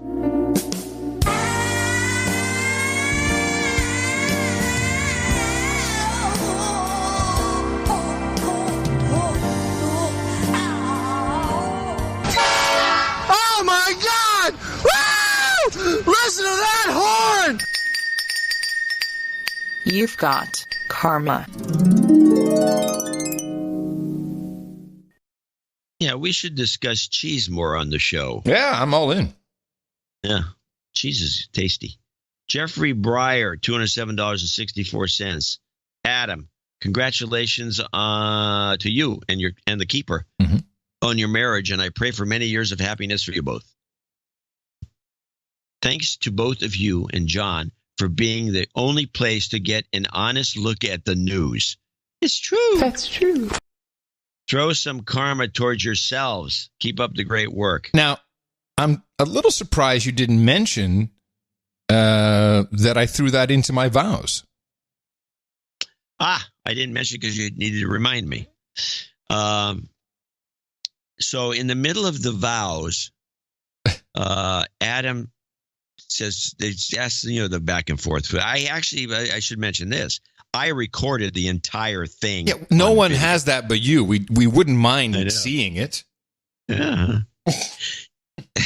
I know. Now it's like valuable. I recorded. I noticed I was looking for some snapshots for the newsletter, and I realized that I didn't make any. I just took nothing but videos. Well, the picture you used for the newsletter was not appreciated by my wife.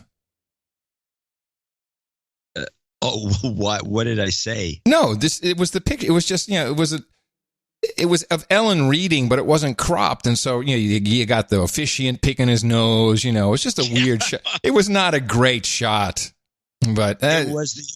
That's what I was just about to say. I'm looking for snapshots that I can use in the newsletter, and I realized all I did was take videos. Really? Video of you cutting the cake. I got a video of this one video after another. I said, holy crap. And so I found that one picture. No. And I did crop it because I was using a super wide angle lens, so it was cropped. Mm-hmm. And yes, I left the guy picking his nose because it was funny. And I thought she would be irked about my commentary that I wrote underneath the picture as the caption. No, yes, that was irksome too. Yeah. Well, but anyway, she knows the biz. Yes.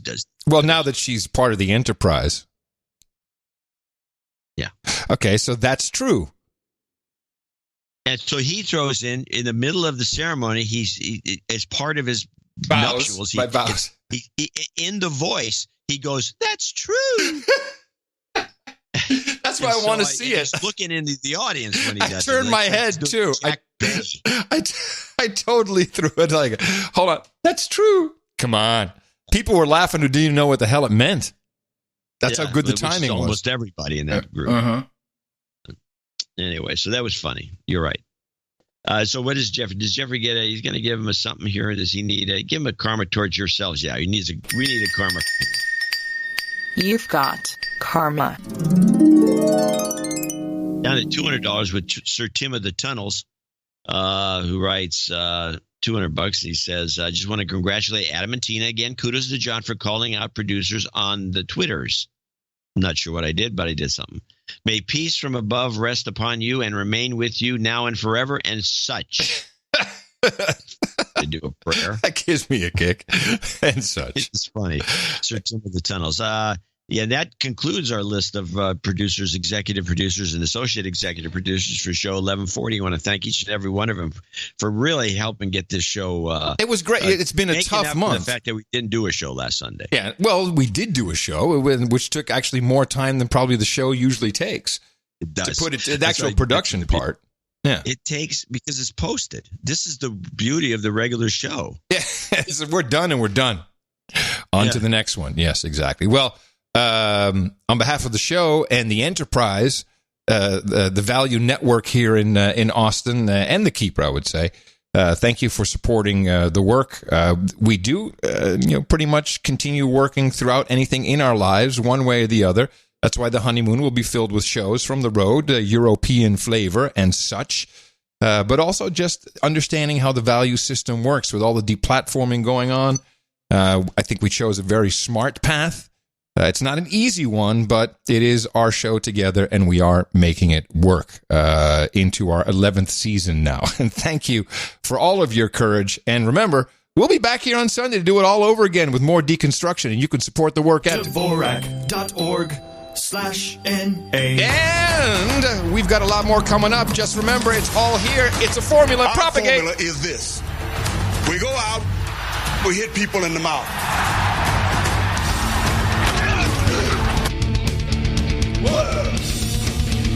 Order. That's true. Shut up, slave. I want to do it. I'm sorry? I should clarify something. So I use jargon, and I really try not to. Oh. When I say, because people wonder, I don't know what that means. When I say it's posted, I mean it's post-produced. Posted is just the short version of when we say okay. Post, posted. It's posted. It means that you post-produce. It means you do the show after you've done you create the material, and then you put the show together, and you do the editing, and you tweak it, and you do the sound, you compress, you do all these things after you've done it. And that is the way most people, for some reason, and a lot of podcasting schools teach this. Well, I will tell you the reason why. The reason why is that people did not have the equipment available to them. It's still really not readily available in a form that makes sense. There's no, hey, here's your box to do your great voice and podcasting. Well, yeah, it's the Roadcaster, a ripoff. That's a story for another day. So people started post-processing to make it sound good. And I will tell you that I believe it's probably a good 80%, maybe even higher, maybe even 85, 90% of all podcasts are done in post-production mode. If these people would take the time to learn how to do it in real time and, send me an email. I'll tell you what gear to get. I mean, Horowitz does it in real time. He's a stockbroker. The show, money manager. The show, money manager. Your show will be better. It's just I hear the love and the spontaneity chopped out of so many podcasts. Hey, Joe Rogan does it all live. It's a great podcast. I don't think he's sitting around chopping up stuff. No. Just let it flow and don't worry about your flubs. It makes you human. But you got to make it sound good at the It has to sound like good. The Dave Weiner clip. Well, that doesn't really bother me. That's just podcasts are only like 2 minutes long, so it's not a problem. But if you're going to listen to something for any length of time, yeah, you might want to consider that. But the post production, and this is the thing that I like about it the most, besides the fact that you're done, is that it gets another use of the word posted. It gets posted as a finished product for people to download, within an hour, as opposed to one of the shows that Unfiltered show used to be posted. It was post-produced, and it would take them days to get the show out. Oh, hell yeah. I used to do television shows. It would take 2 days of editing. And then we started to do them live, and it was the best thing ever. You start at 7 p.m., you're done at 10 to 8. Go home. Nothing left to do. And have a meeting the next day when the ratings come out. That was lovely. I want to talk about the deplatforming that's happening and where it's leading, and I'm actually very positive about some things I've been noticing over the past week. And the deplatforming, again, from, yes, there are people in these companies, in Google and Facebook and all, and Twitter, and there's lots of people who will tweak the algos, push someone off. There's hate, and of course, it's what happens in companies with lots of employees. There's people who, like who we've discussed on the show, whose job it is, they're contractors, and they listen to stuff and say, yeah, maybe, I don't know, send it off, send it to the algo again. But really, most of it is just to keep brand safe content on these platforms. And by brand safe, these days, that means nothing controversial. So they don't really even want their ads anywhere near anyone who, for an example, would talk about InfoWars or Alex Jones. And it's all for the advertisers. There's always political bias, but the political bias starts with God, the American God, the advertiser. And that's where the bias is. So if you really want to change that, you need to go after all advertisers. But everyone's too chicken shit. They won't do that. But other things are happening. Just to add some color to this, Laura Loomer, who was deplatformed very early on, was on with Alex Jones. There's a documentary coming out about the people who have been deplatformed. May even be out. I saw the trailer for it. I'm not going to play it for you. It's all very dramatic. Oh, they're taking away our free speech. Yeah, so horrible. They're censoring us. And I don't buy into that. We don't need YouTube, Google, Twitter. We don't need that. We've been functioning. We've worked very, very hard at it and been doing it for a long time and very consistently on Thursdays. And we're alive and we're doing it.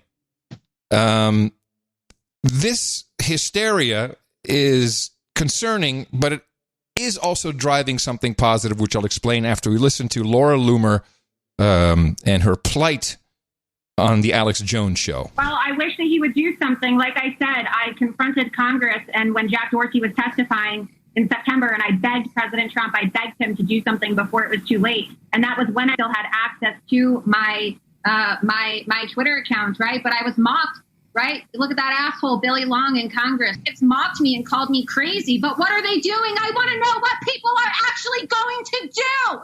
My life is ruined. Does anybody understand how ruined my life is? I'm sick of it. I don't want to listen to people tell me that I'm a conspiracy theorist. They don't know what it's like to be me. My life is ruined, Alex. Okay, he's concerned about it, but that's not going to stop the fact that I've lost 90% of my income. That's not going to stop the fact that I literally can't make a living anymore, even though I have a degree. I was valedictorian in college. I graduated top of my class in my journalism program, and I'm sick of it. I'm fighting harder than most conservatives. I'm fighting harder than anybody, and I'm being destroyed, and they mock me, and they say I'm some crazy conspiracy Well, that's what happens, Lord of Leaders, so I hear you. That's what happens to the leaders. That's right. They get them going first, them leaders. Hey, first of all, there's plenty of things you can do. Consider webcam work. There's tons of stuff you can do. But that's mean. I know it's a mean joke. I know it's a mean joke. I didn't really mean that. But look, I'll tell you. If I lost 90% of my income, I'd be on the webcam so damn fast your head would spin. I'd do it after we saw you. I do whatever I have to do to keep alive and support my family, as I have done in the past. I work for MTV. Says enough to what levels I stoop to. But the deplatforming is driving incredible innovation and re-innovation. And I'll explain it. Most of the companies that we use and believe we can't be without, and we're hooked. A lot of people are very hooked, particularly on Gmail. I want to remember to say something about Gmail in a moment. They are built on open source.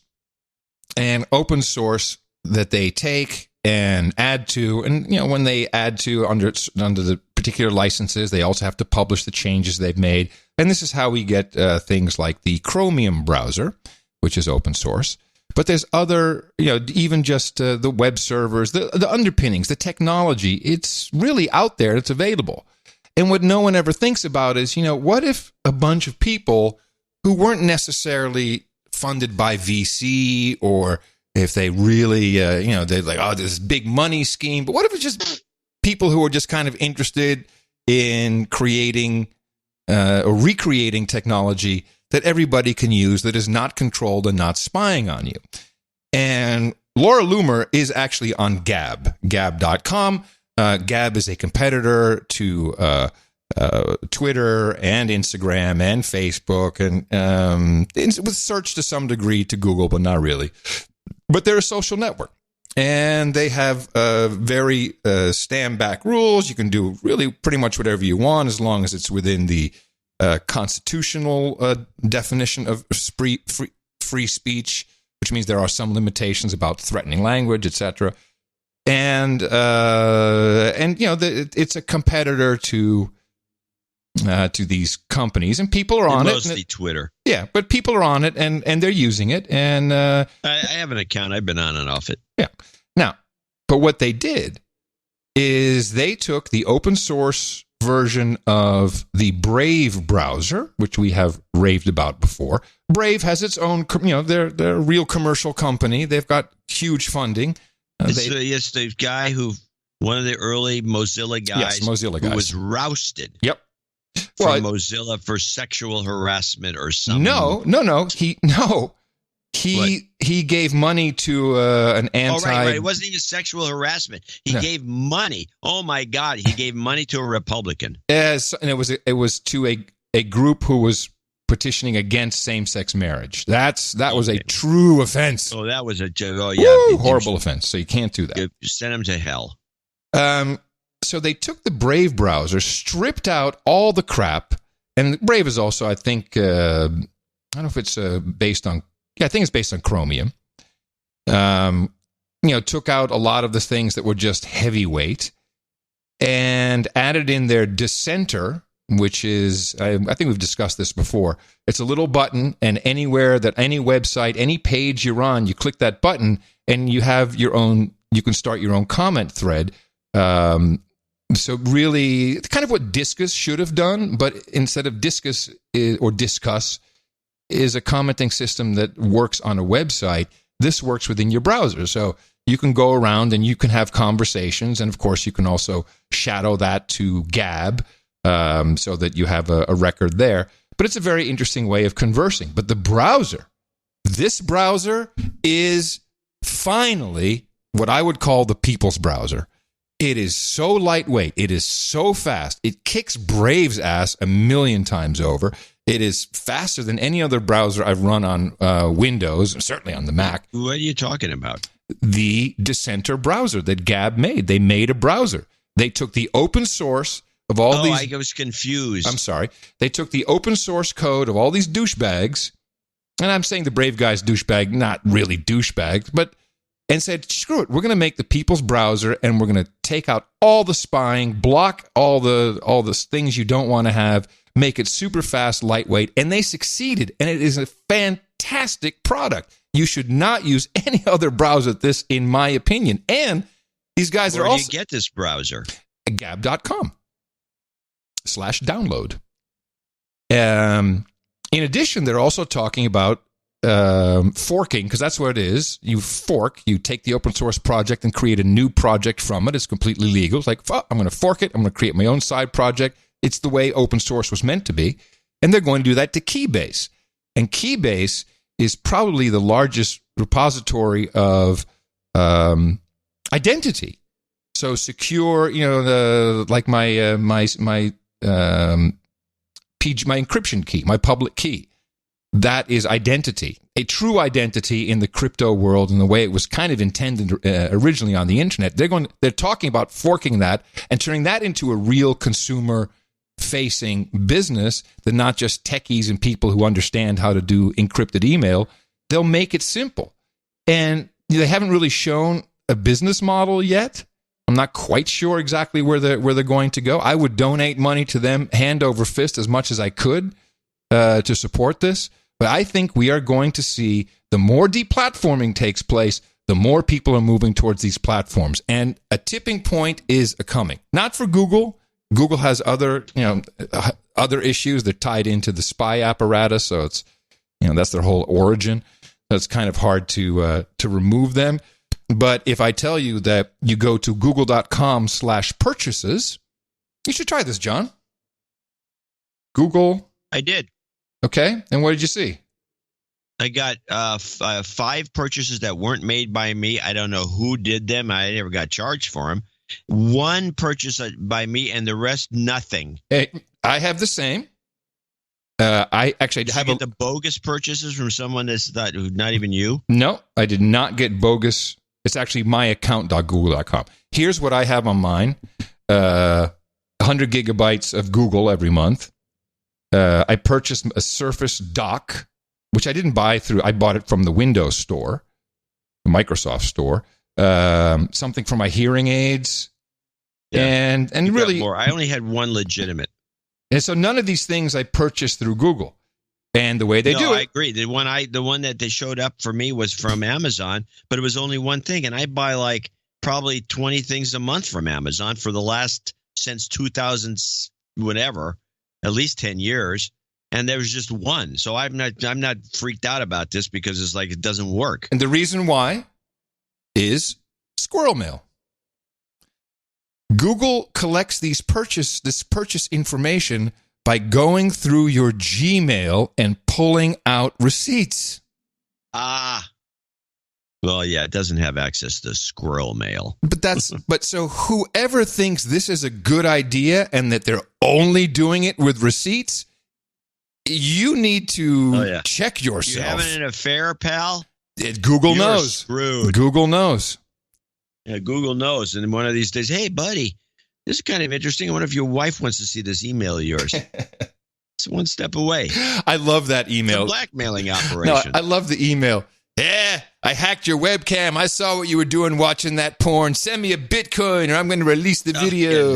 I think, did I ever get one of those? What was Tina got one the other day. Tina got one the other day. She did? Yeah, I'm like, shit, let's see the video. Send it over. Let's see the video. But there's lots of things that are backfiring. And, well, just to wrap this up, the internet is not these companies.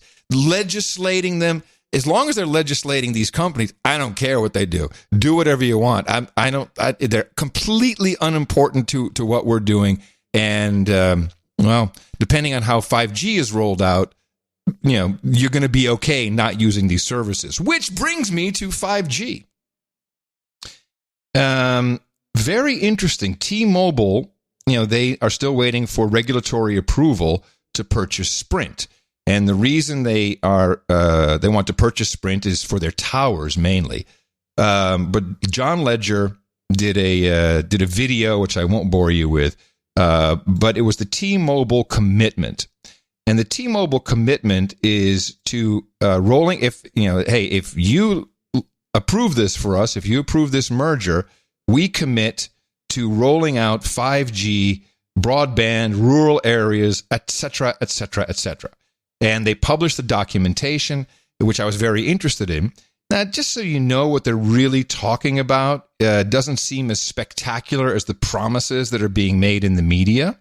Now, AT&T has a little different story, but for T-Mobile, they promise they will blanket up to 90% of the country's population with mid-band spectrum, and 100% of the country's population with low-band spectrum 5G, which will result in Americans receiving speeds in excess of 100 megabits per second within 3 years of closing.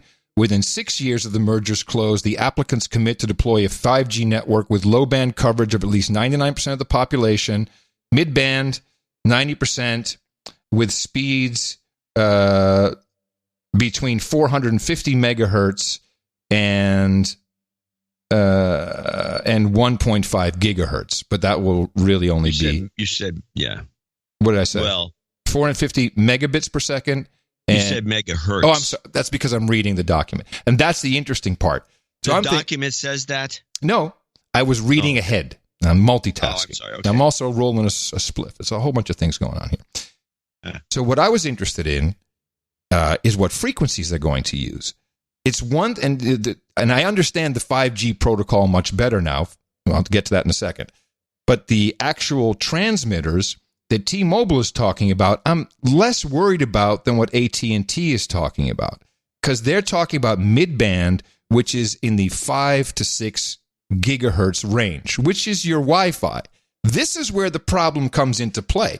There's a whole lot of people using this, they call it the unlicensed spectrum, that these phone companies now want to start using, and because of the protocol of how they can slice frequencies and basically use the same frequency as, for example, your Wi-Fi, but it wouldn't interfere with each other. Yeah, right. Well, Wi-Fi itself has a number of channels, so you can do that. Yeah, but we're talking a lot more. The 5G protocol is really splitting this up much more than Wi-Fi. And Wi-Fi is at 2.3, so anything. But everyone's now fighting over this because the smart meters are going to run into trouble. Smart meters are on these frequencies, which we're not against. We don't like these smart meters at all. There's weather forecasting sensors. There's all kinds of issues that come down to this to these frequencies. But what I found interesting is that in the open document that T-Mobile published, they've redacted the frequency that they're going to be on. They say mid-band, so I can only assume it's going to be between 5 and 6 gigahertz. But everywhere... sorry? If you're thinking of the real bandwidth of the potential, which includes terahertz waves... It's got to be there, yeah. It's got the mid-band could be 500. You don't know what mid-band is.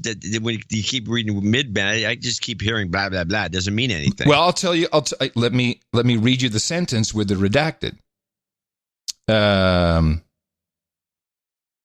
5G sites nationwide, an average of, that's the bandwidth, that's the band, an average of redacted megahertz of low band and mid band 5G spectrum. So they're not even telling us how wide the spectrum is that they're going to use. But everywhere you go down further, here it is. This is what they expect to do. Applicant plans for new T-Mobile home internet. And this is really where this is going. This is what AT&T wants to do, what T-Mobile wants to do. Will break the mold for in-home broadband, as described in applicant's filing. The new T-Mobile home internet will provide minimum speeds of 25 megabits per second downlink, 3 megabits per second uplink, more than fast enough for streaming 4K Ultra HD video. Provide average speeds above 100 megabits per second. But again, it's every single frequency. They redacted the frequency, but they didn't list the frequency in gigahertz, but in megahertz. So it would have to say 6,000 megahertz, which would be 5 gigahertz. But it's all redacted, so we don't really know the frequencies they're going to be on. But my point is this: maybe they don't know themselves. It's also possible, but they talk about. It's also possible that there's a bidding war coming up, and they don't want anyone to know what they're going to be bidding on. I think that is because this is the unlicensed spectrum, as they call it, which is not entirely true. I think that's why they're being cagey about it. But this took me into the protocol itself, and this is very interesting because we talk about 5G. Is it just the transmitters? Is it just the frequency? No, it's really the protocol, and they're now at this. I think the 16th version of it, as it's being rolled out. This thing is essentially a prioritization system. It is the opposite of net neutrality. The complete opposite. It gives high priority to some media, lower priority to lower latency applications, high priority to self-driving cars, high access priority to Internet of Things. It is the exact opposite of net neutrality. It is complete prioritization of everything at the whim of whoever is running this network. Something you don't hear anyone talking about. Because nobody knows what they're doing. Now, AT&T is doing the high frequency to the home, that'll be on the poles outside, whereas T-Mobile, I think, is kind of... You don't want that. No, that's exactly what we don't want. But for sure, this is the network itself is not going to be one you really want to be connected to. You want to connect to the internet. I don't think you want to connect through this 5G protocol, which will downgrade anything that is not explicitly promoted and sanctioned within the system, within the network. Sounds right. Yeah. Which brings me, since we're talking about this sort of thing, I do want to talk about the home plug. Yeah, is your power line, is that what's cutting out on the show all the time? I'm not hooked to that. Oh, okay. The power line thing, I probably wouldn't be cutting out. The way I was cutting out on was a straight from the router, gigahertz. How that's cutting out is beyond me. That's hot. What I'm on now is a high-frequency wireless Comcast connection. No. Home plug is used for various reasons. It's the best way to get to isolate back of the house, long distance stuff without pumping up the Wi-Fi and just you already went through this, right? Are you going to redo the whole thing? Yeah. Or? Yeah. Well, no. Somebody wrote in saying they want to know the details because I went through it, just in general, but I didn't talk about the gear. Oh, right. Right. Good. So there's two pieces of gear that I bought, and they both run simultaneously in parallel, not interfering with each other, because one's coming off of one line, one's coming off the other. The cheap one is the Tenda AV1000, and by the way, these are cross-compatible. Anything home plug compatible works with each other. They have different speeds. The AV1000 is a gigabit product. It's the cheapest thing, and it's $37.99. And I sent you, I don't know if you ever ordered one, but I sent you the details on that one. That's the one I wanted you to test against the ham radio. It's on order. The other one, which I have, which is a more elaborate one, is cost $42.99, which is, and these are, by the way, they come in pairs. So you buy the Tenda 1000, it's just plugs in the wall. You stick a connection from your router into it, and then you pair the two by pushing a button, and the two devices. Then you take the other device, you unplug it from the wall, keep the one plugged in where your router is, and then put the other one anywhere you want in the house, and then the line will be going down to that over the home power lines. The TP-Link AC750 is a little more elaborate because it is it's got a pass-through, which I kind of recommend, which means there's a plug in the front that matches the plug in the back, so you don't waste the plug.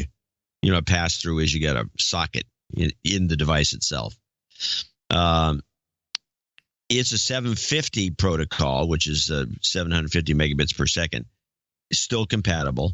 But this one is interesting because you get the pair, and the one that goes by the router is just similar to the rest of them. It's got a pass-through plug. And then the other one, after you pair it and put it someplace in the house, the other one got three Ethernet ports coming out of it. So it's straight wires to three devices, and you can turn on a Wi-Fi hotspot if you want. And the Wi-Fi hotspot will reflect the supposedly, although I don't believe this is quite true because I've played with it, but supposedly it reflects the exact functionality of the router. So whatever your password is, it should be the same. Oh, that's cool. And that one is $42.99. I don't know which is the two I would recommend. I like the idea of the pass-through socket. The Wi-Fi I don't need. I like 3 ports. The TP-Link doesn't have quite the speed, but it's not important. These things, Home Plug does have ones that run at 2 gigabits per second, which I find to be at least unusable, and you can't get to that number. I have not done a lot of testing of the connections, what the speeds are using any of the. It's definitely better than it used to be. I've used those, and it was not a good experience. So I'm just waiting for mine to arrive. That's what I felt. In fact, I talked to Dave Foley was at the ceremonies. Wedding, is a Grand Duke, and he's working on 8K stuff. For television, he said, I asked him, of course, the first question you ask a guy when talking about that, what bandwidth do you need to get an 8K stream? 20 megabits per second will do it. But he was talking about the same thing, which is the original of these things. They didn't work. No, they sucked. They sucked. They couldn't hold the signal. These new ones, they're fantastic products. Man, we are just a product review show today. This is fabulous. Product reviews. People want to know these things. Yeah. Well, you kind of repeated everything you said on the last show. I didn't talk about the brands. I didn't talk about the pass-throughs. I didn't talk about the port numbers. I didn't talk about the Wi-Fi extension. Yes, you did. No, I didn't. Okay. Anyway, but there it is. On to vaccines. You sure want to go to vaccines right now? Yeah, I got a series of clips. You want to do something else? Well, I wanted to do the vaccines after, because I do have a couple, because I took over since you dropped the ball. Okay, what did I drop the ball on this time? The Genova guy on the Huckabee show. Oh, Joe DeGenoa. Yeah, DeGenoa, that's guy. Yeah. And so I saw him again. I said, okay, this guy's getting on my nerves. No, I didn't drop the ball. You're poaching in my turf is what's going on here. Poaching. Okay, well, you could say that. I think that's legit. So I poached the clip, and I thought I'd play it. Bob Woodward, who's no Trump fan for sure, and certainly not a card-carrying member of the Republican National Committee, basically was saying this was the work of John Brennan. Well, there's no doubt this is pretty simple stuff for career prosecutors like Rudy and myself. It has been evident from day one that there was a brazen plot to exonerate Hillary Clinton illegally, and then if she lost the election, to frame Donald Trump. This dossier was a knowing part of that. It was created by Hillary Clinton. It was created knowingly by John Brennan. So at what point did you not hear me play this clip on the previous show? Oh, okay. Here's my clip. Bob Woodward, who's no Trump. See, it's the same damn clip, Dvorak. That's what you get for poaching. All right, I'll do an entremont, then I'll get into vaccines. Sheryl Sandberg, very famous for her book Lean In, and it started a movement, and women were leaning in, and women were saying enough of this, and hashtag Me Too started, and it was like, hey, we're done. And by the way, no disagreement from this show about sexual harassment whatsoever, but sometimes things backfire and they go too far. Of course, it's our fault. It's men's fault. It's everything that's happening to women is our fault, particularly old straight white men. And she was on the patriarch. And she was on CNBC to talk about a very complicated result of the Lean In Me Too movement. You are straight off the stage where you were just talking about Lean In and a new study you've just released indicating that women are actually having less access to mentorship and to their bosses than they were even a year ago. What's going on here? Yeah, it's really important. So today we just released a Lean In SurveyMonkey study that shows that 60% of male managers in the United States are afraid to do a one-on-one activity with a woman, including having a meeting. I mean, can you believe that? 60%. A senior man is 9 times more likely to hesitate to travel with a woman and 6 times more likely to hesitate to have a dinner with a woman. And the problem with that is women already weren't getting the same mentorship that men were, particularly women of color. And no one's ever gotten a promotion without getting a one-on-one meeting. And so I think men and women need to be able to travel together. They need to be able to go to meetings together, go to meals together. All of that can be done in public spaces. But those one-on-one conversations, and if there's a man out there who doesn't want to have work dinners with a woman, then he shouldn't have work dinners with a man. You know, group lunches for everyone, if that's how they feel. It seems like the movements of the past year or so, the Time's Up movement, Me Too, have actually had real negative implications for many women in the workplace. What's your message to corporate America about this?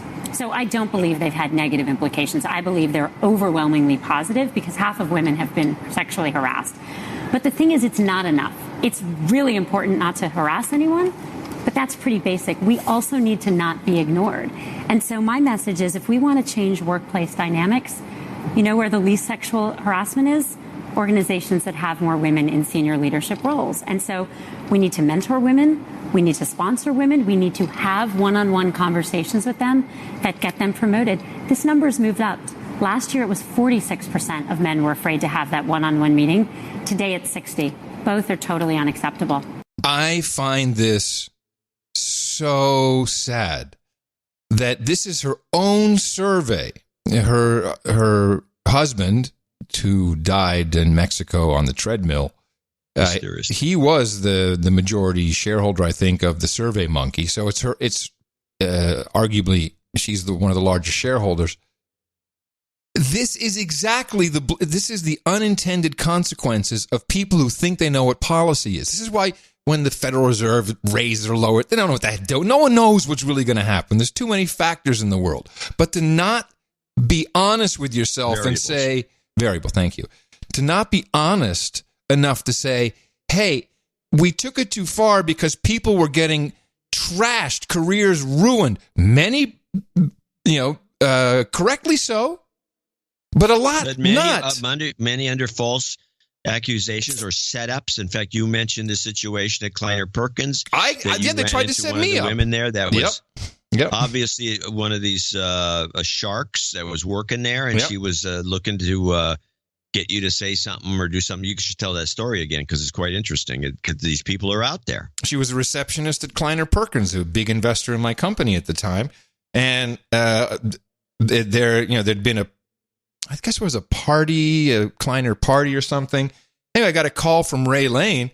He says, did you suggest to go smoke illegal drugs and take mushrooms with her? I said, what are you talking about?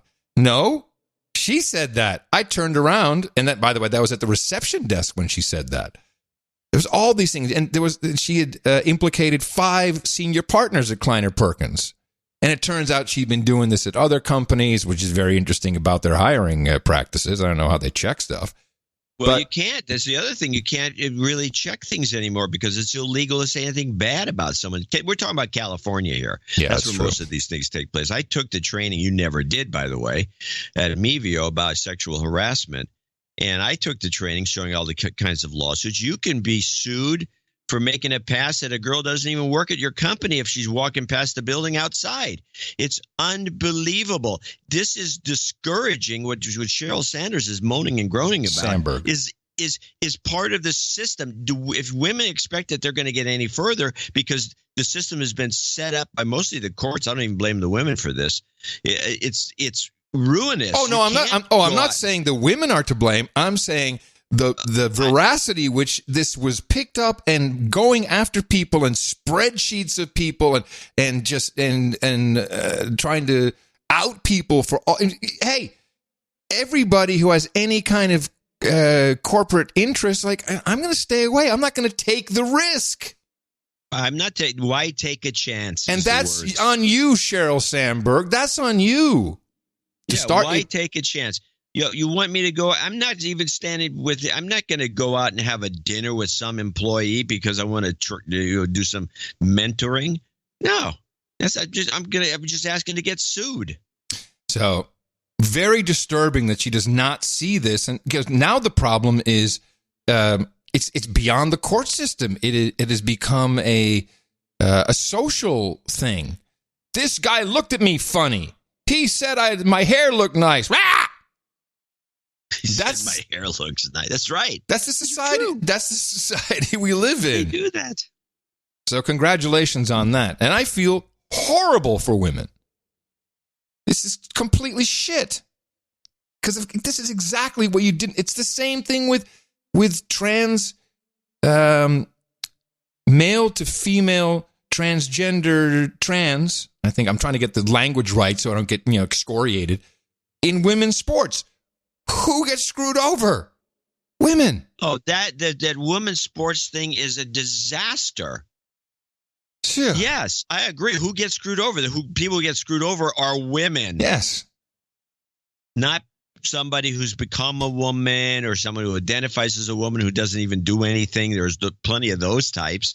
They're not even transgender. They're just, I've decided I'm a woman. And then they say, I'm going to go play women's sports.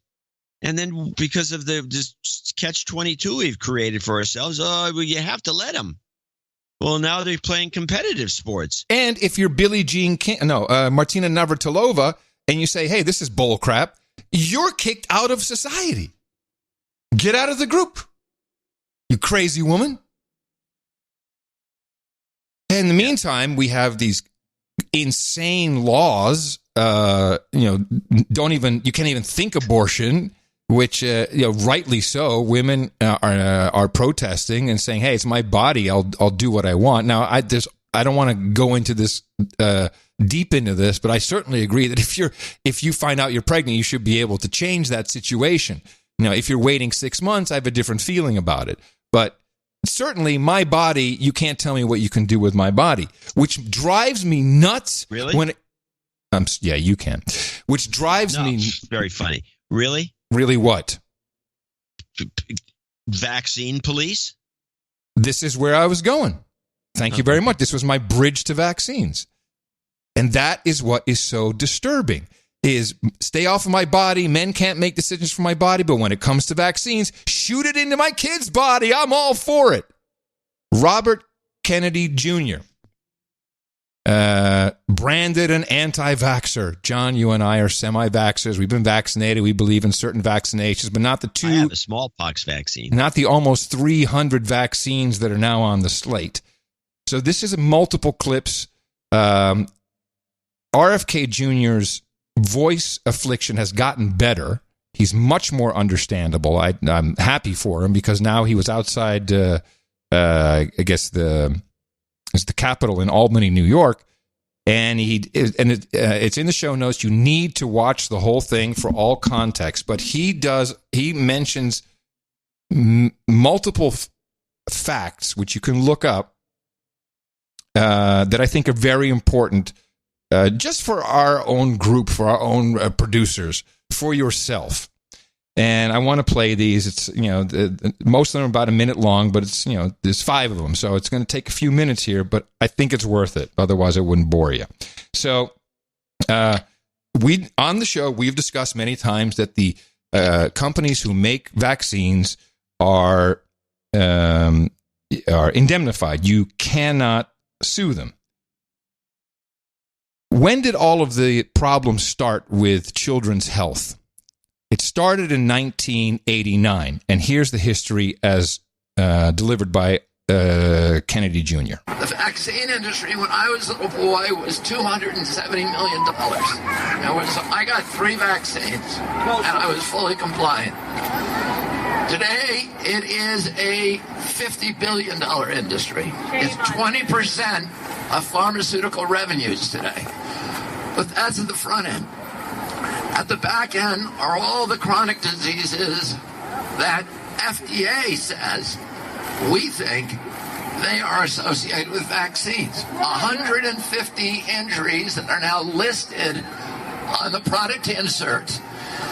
And the reason they're listed on the product inserts is because FDA has made a determination that those injuries were more than likely caused by the vaccines.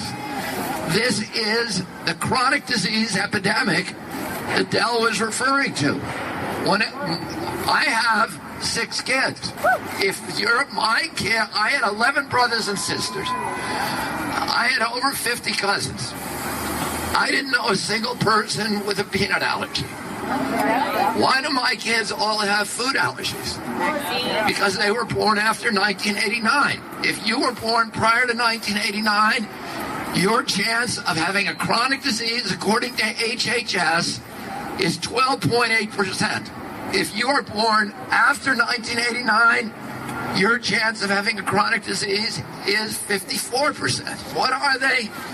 They're the neurodevelopmental diseases: ADD, ADHD, speech delay, language delay, tics, Tourette syndrome, ASD, autism, the autoimmune diseases, Guillain-Barré, multiple sclerosis, juvenile diabetes, rheumatoid arthritis, the anaphylactic diseases, food allergies, rhinitis, asthma, eczema. Congress ordered EPA to do a study to find out what year the disease epidemic started. And EPA did that study. They said it started in 1989. So 1989 is when the indemnification took place, and this is when, and I like how he positions this as the back end is the real problem. And of course, there's all kinds of medication for all of those symptoms that, according to the product insert, could be caused by the vaccine. We've seen. Wait, is he implying that they've been putting stuff in the vaccines? And by the way, we do know, if you remember the show from like 7 years ago, where there was the vaccines that were recalled because they had live virus in them and it was actually going to create the disease, and they caught it somehow. Remember this one? I recall the swine flu thing. I recall this. And there was like these, we got to bring the vaccines back because somebody did some quality control testing and they found that it wasn't a vaccine. It was the disease. Well, we're going to get into that specifically, which I think will be an eye-opener. It was to me. By the way, he has a whole organization that what they want is safe vaccines, not anti-vaccines. He mentions this later. You've probably seen that there were news reports about social networks blocking people who were propagating misinformation about vaccines. You're an anti-vaxxer. You're getting kicked off. You're deplatformed. Google results not available. You read these reports. Well, he tells us. I was called an anti-vaxxer by one of the libjos. I don't even know what to say to that. Yeah, go on. It's interesting to find. So you read these stories about social media and search engines removing results, kicking people. If you said something, it gets blocked, or they ban you until you have to delete the tweet yourself. Well, now listen to this. There are 273 new vaccines in the pipeline, but I was astonished when one of the leading Democrats in our country, Adam Schiff, went to the internet titans, to Facebook, to Google, which has a $668 million partnership with GlaxoSmithKline, the biggest vaccine producer in the world, to make drugs and to mine your personal information so that they can sell you more drugs. And to Pinterest, Facebook, Instagram, all of the different, and Amazon, and told them you need to start censoring information about complaints and information about pharmaceutical products. Adam Schiff went to the companies and said, you have to stop this. That is real censorship. That's government orchestrated censorship. Adam Schiff said you have to stop what? You have to stop people that were questioning some of these vaccines, like HPV. Well, under the heading of you can't let misinformation get out there. So Adam Schiff. So any discussion is misinformation, according to Adam Schiff. Yes, and he went to the big Silicon Valley companies and said you got to start removing that shit, and they did. Outrageous. But okay, let's get a little background on the CDC.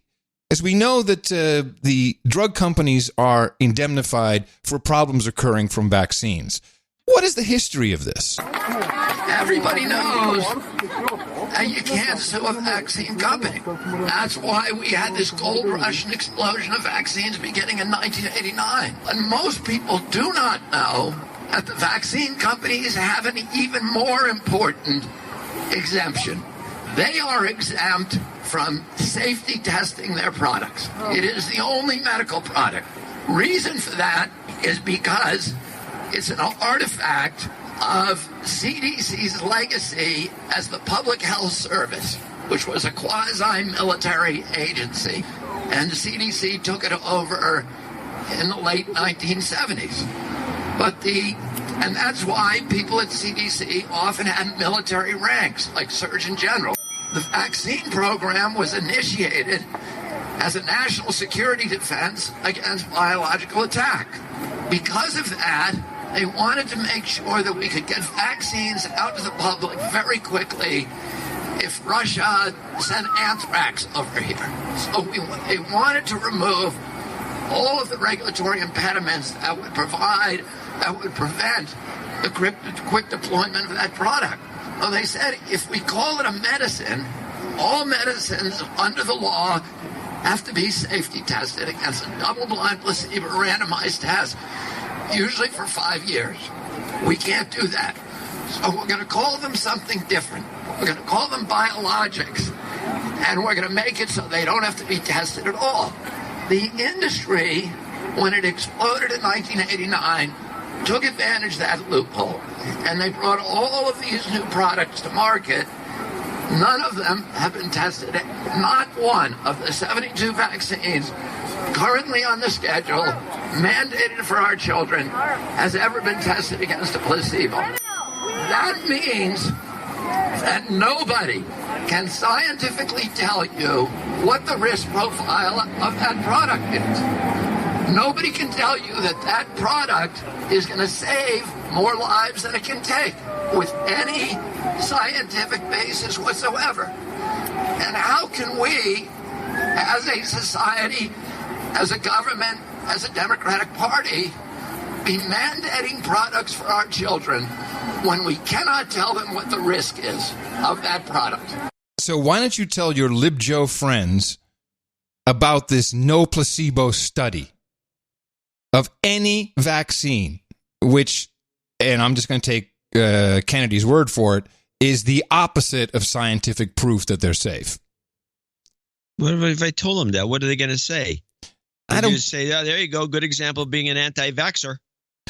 Now, the one, of course, that is in the news, and we know how that works, $25 billion a year is spent on television advertising. Well, it may not be all television, but the majority of it television advertising. Why? Not to tell you that you just need to get this vaccine to live or this drug. No, it's control over the media. Hey, shut up. We're taking our money away from you. You should be kind to what we're doing here. The big one these days is the mumps, measles, rubella vaccine. Turns out something very interesting is going on with the MMR vaccine regarding testing. The weird thing was there was one vaccine, the MMR, the vaccine that all of this hoopla is about, that was the only vaccine that has no safety testing listed on its insert. And for many years, Dell and I have been saying, that's weird. Did they not do any? Or what happened? So we sued HHS. And we said, where is it? Is there any safety testing for the MMR? So 3 weeks ago, they gave us the safety testing. There were 800 kids. Normally, you have 20,000 kids in one of these, 20,000 subjects. There's 800 in 8 separate tests for 100 each for a drug that they are going to give to billions of people. The testing lasted only 42 days.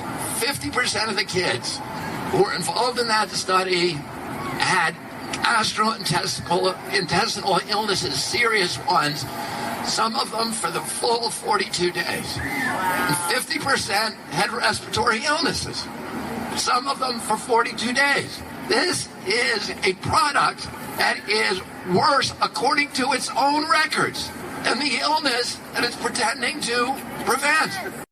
I found this to be just mind-blowing.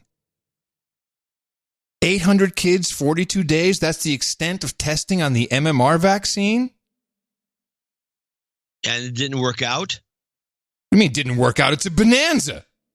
No, I'm talking about it didn't work out. I mean, the testing proved the stuff's not that great. Well, the kids are getting more sick from the vaccine than you might get from them. He has all kinds of other stats about how many people have actually died from measles, etc. But I'm flabbergasted that is the extent of the testing that he had to sue HHS over to even get it, because it's not listed on the product, on the insert itself. Yeah. But of course, it has been tested on millions of kids. It's a live test, and no one gives a shit what happens to them. Yeah, too bad. I got 2 more quickies here. And of course, the government requires you get the thing. You got to take this horrible product.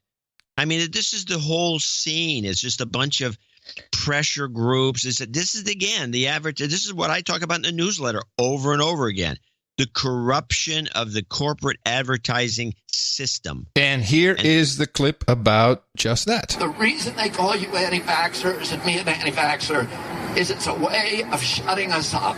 And that means you're libjos, John. So they don't have to debate these very, very serious issues about vaccine safety. Correct. So they don't have to debate the science. Yeah. And they bought off the press. Yep. They put $25 billion a year into advertising. We're the only nation in the world, other than New Zealand, that allows pharmaceutical advertising on television or anywhere. Get them off! And they have been able to buy our press in this country, so they're not only selling their drugs to us, but they're also dictating content. So you see, they're telling us now that they're going to censor Facebook because they don't want to get. They want to get rid of misinformation about vaccines. Yeah, right.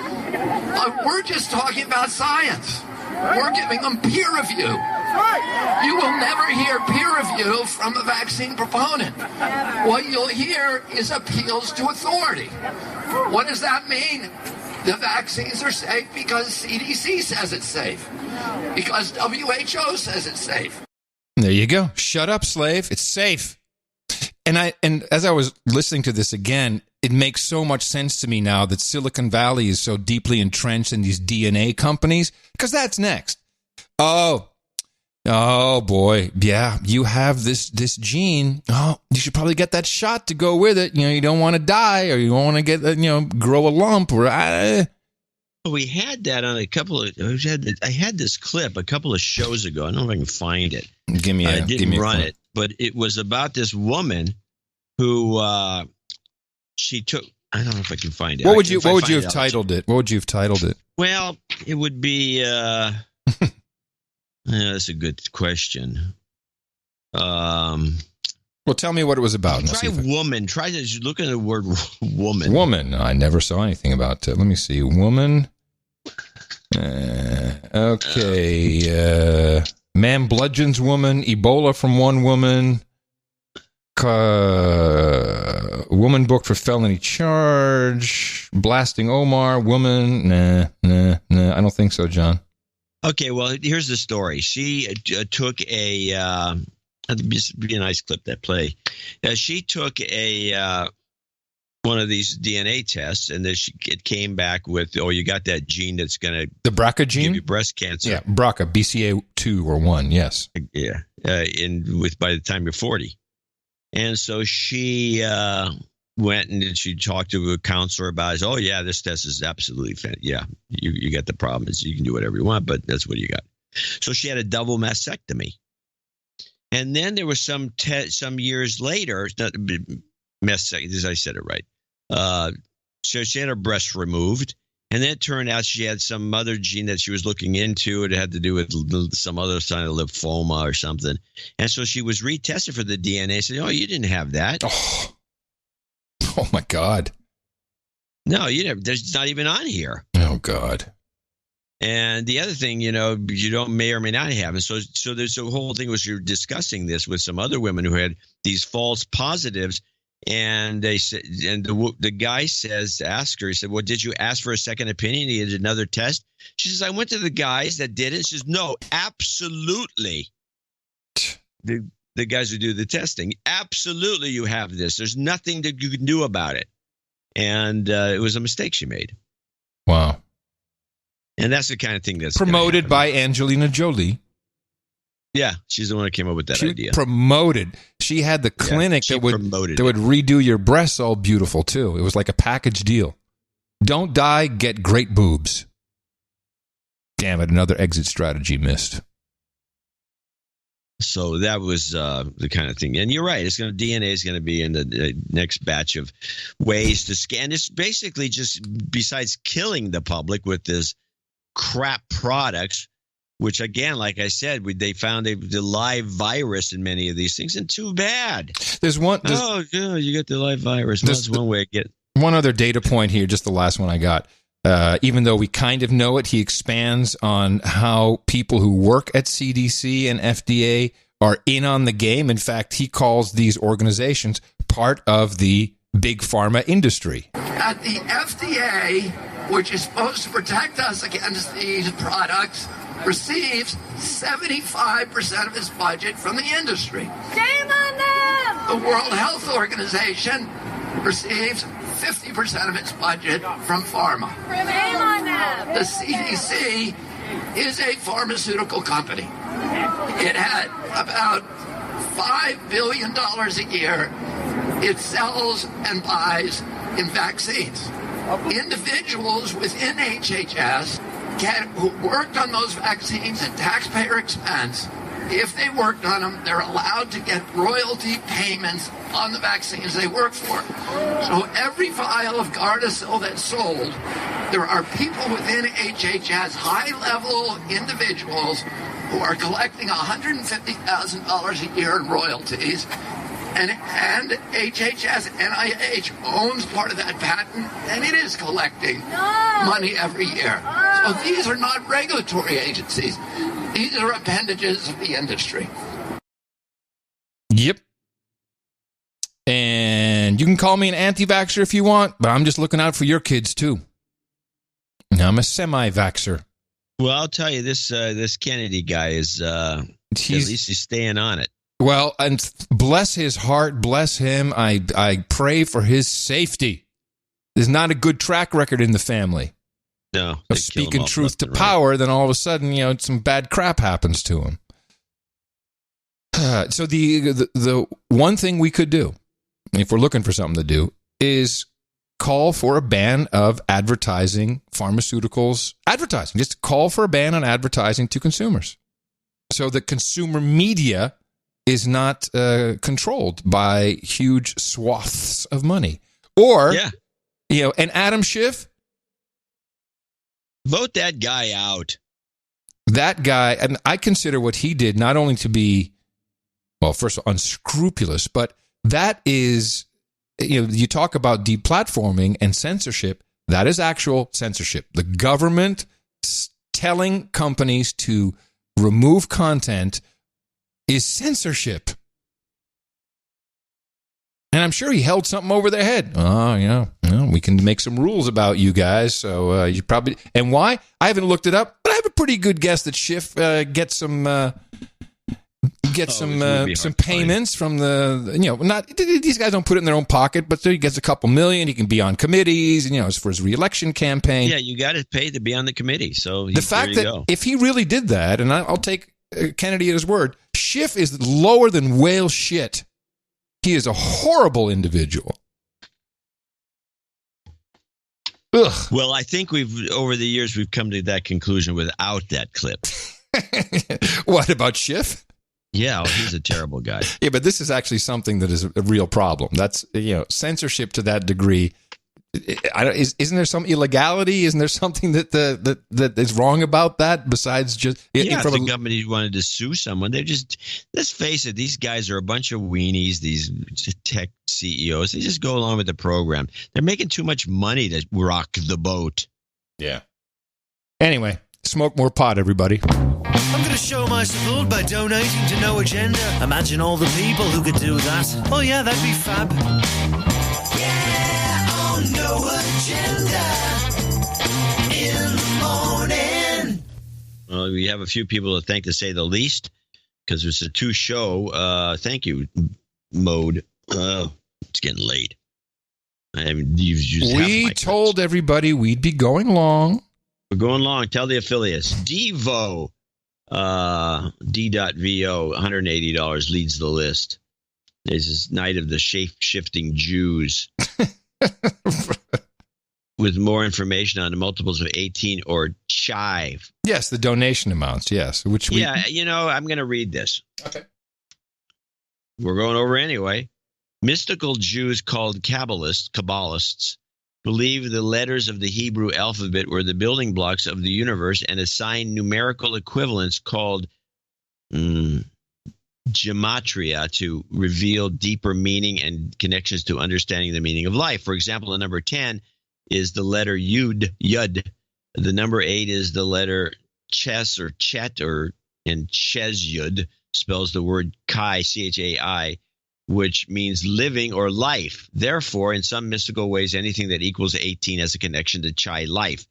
This can be seen in jewelry, as my daughter wears a Kai symbol. See attached necklace for good luck, much like. You will notice that many of my donations, like today, are in multiples of Kai or 18 as a good omen for Adam and Tina and the keeper's marriage. Mazel tov. Thank you very much. And yes, that is officially any multiple of 18, if identified as such, is the shape-shifting Jew donation, and we appreciate it.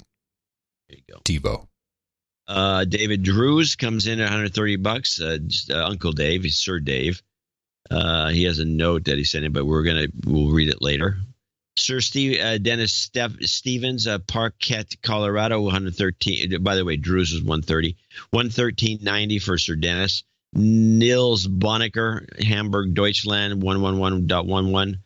Kevin Silverman, $110.20. Kevin Silverman reaches knighthood today. Did you have a note from him?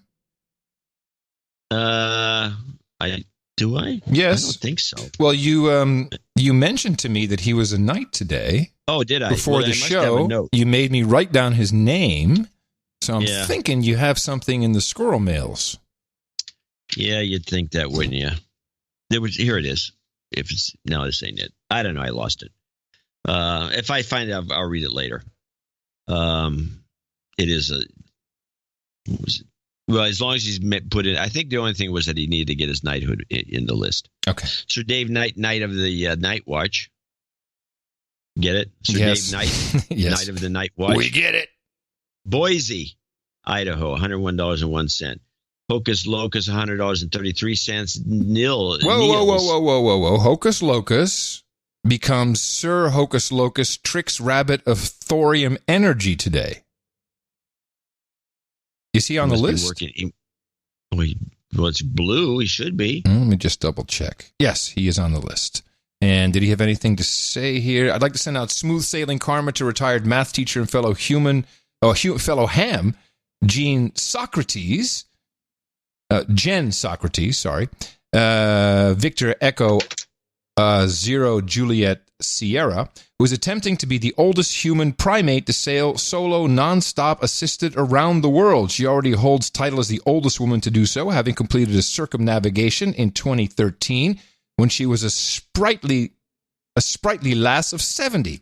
Now at 76, she is seeking the same title for all humankind. By the time you read this, sailing vessel Nereida will have completed close to 20,000 nautical miles on 230 days at sea and preparing to round the South Cape of New Zealand into the Pacific on a final run into Vancouver. We're going to give her some karma for that.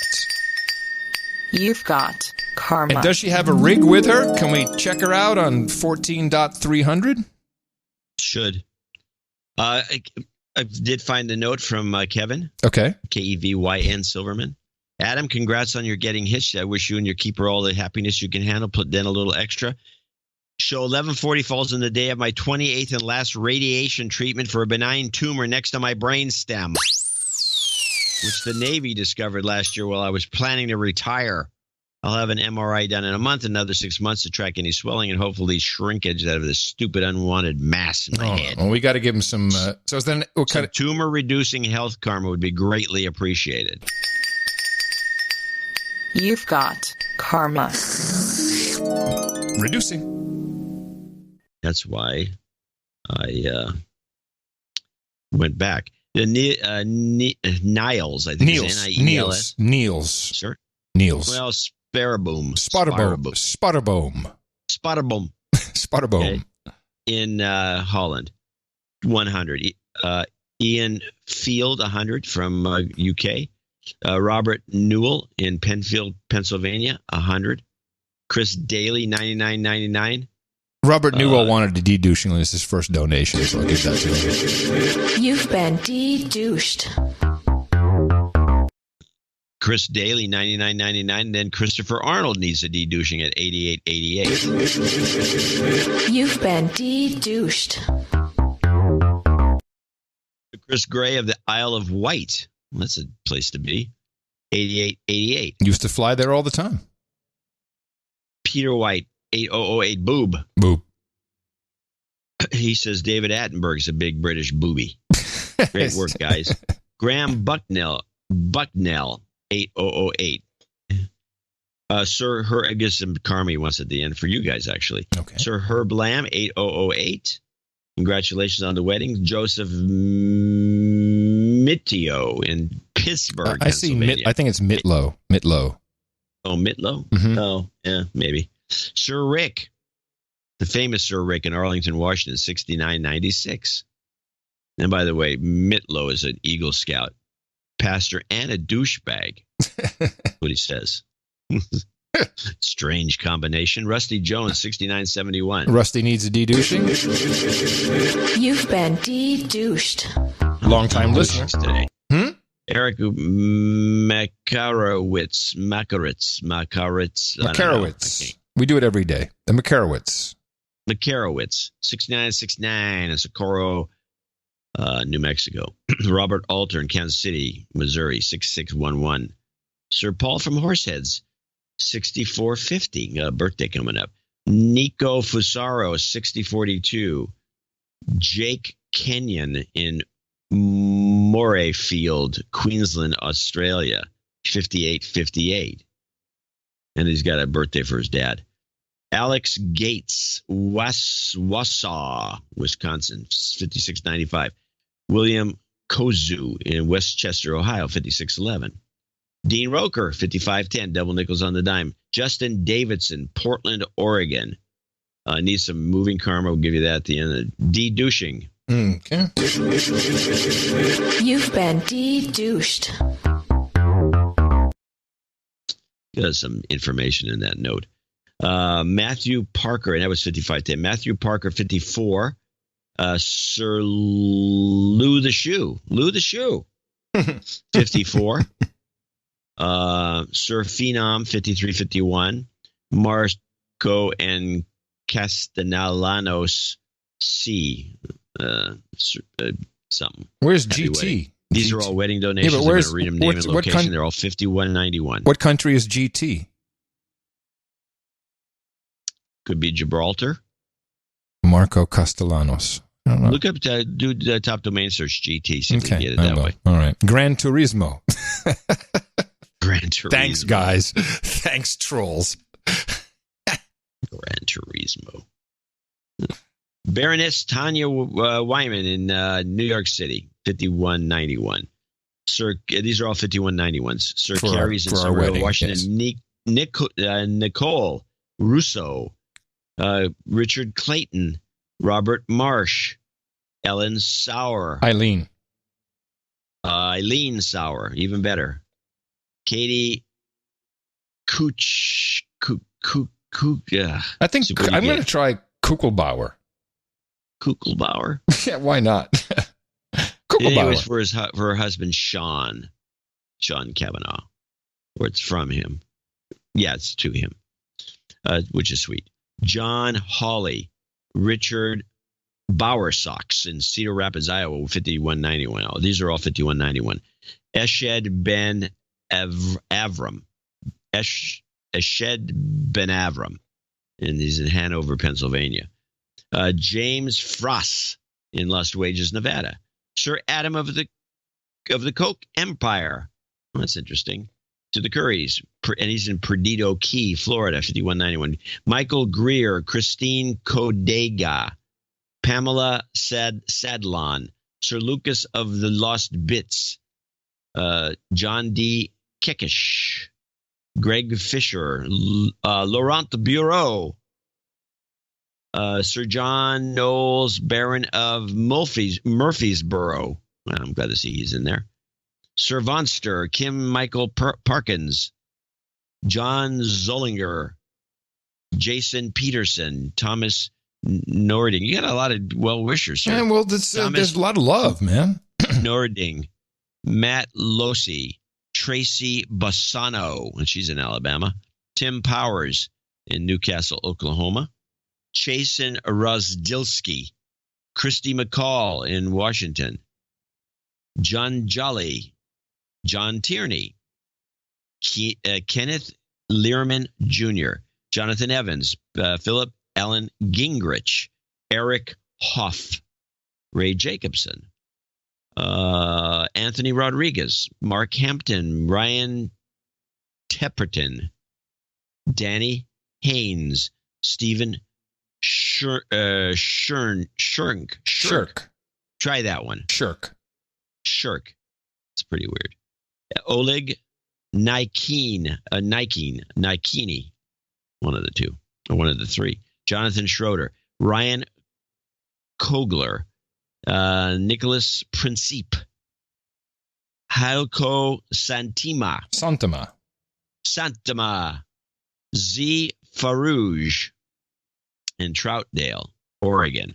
Stefan Springer, Andrea Marburger, Chris Novak, Stephen Schnabel, Sir John of South London. You'll be at the meetup.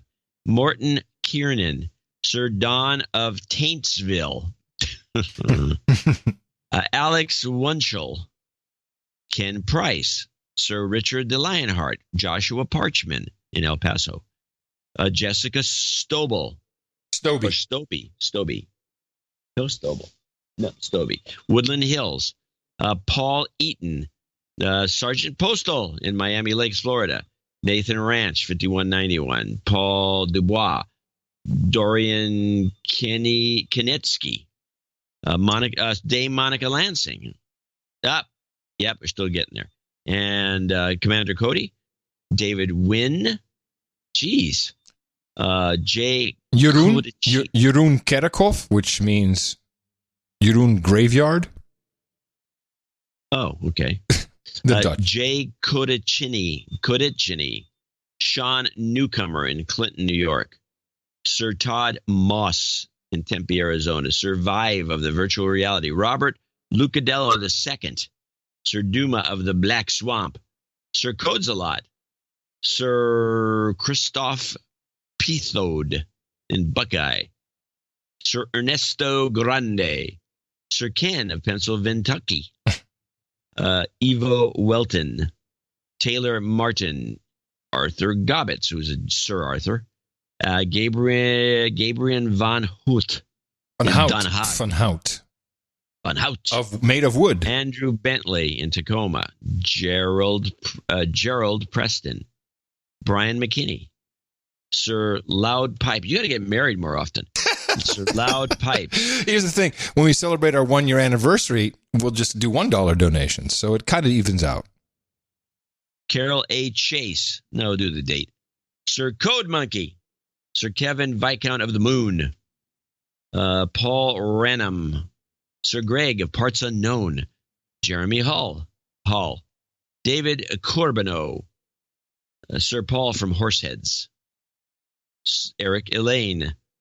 Catherine Dame Catherine Sutton. Shall I take a couple just to give you a breather? You can hang up your phone. Yeah, good idea. Sir Joss in Greenville, South Carolina. Sir John Helmer in Shawnee, Kansas. Anonymous in Deutschland. Sir Howard is Sir Robert Bruckner, Baron of the Desert Sprawl. Thank you. Derek Burdett. Sir Eric VM, Baron of the Valley in Van Nuys, California. Jacobina Kunnen in the Netherlands. John Grumling. Jackson Butler in Levelland, Texas. Matthew Stevens. David Hutchison. Dame Moneypenny in Davis, California. Mr. Anonymous Engineer from Colorado. James McClure. Sir Craig Porter the Ronin.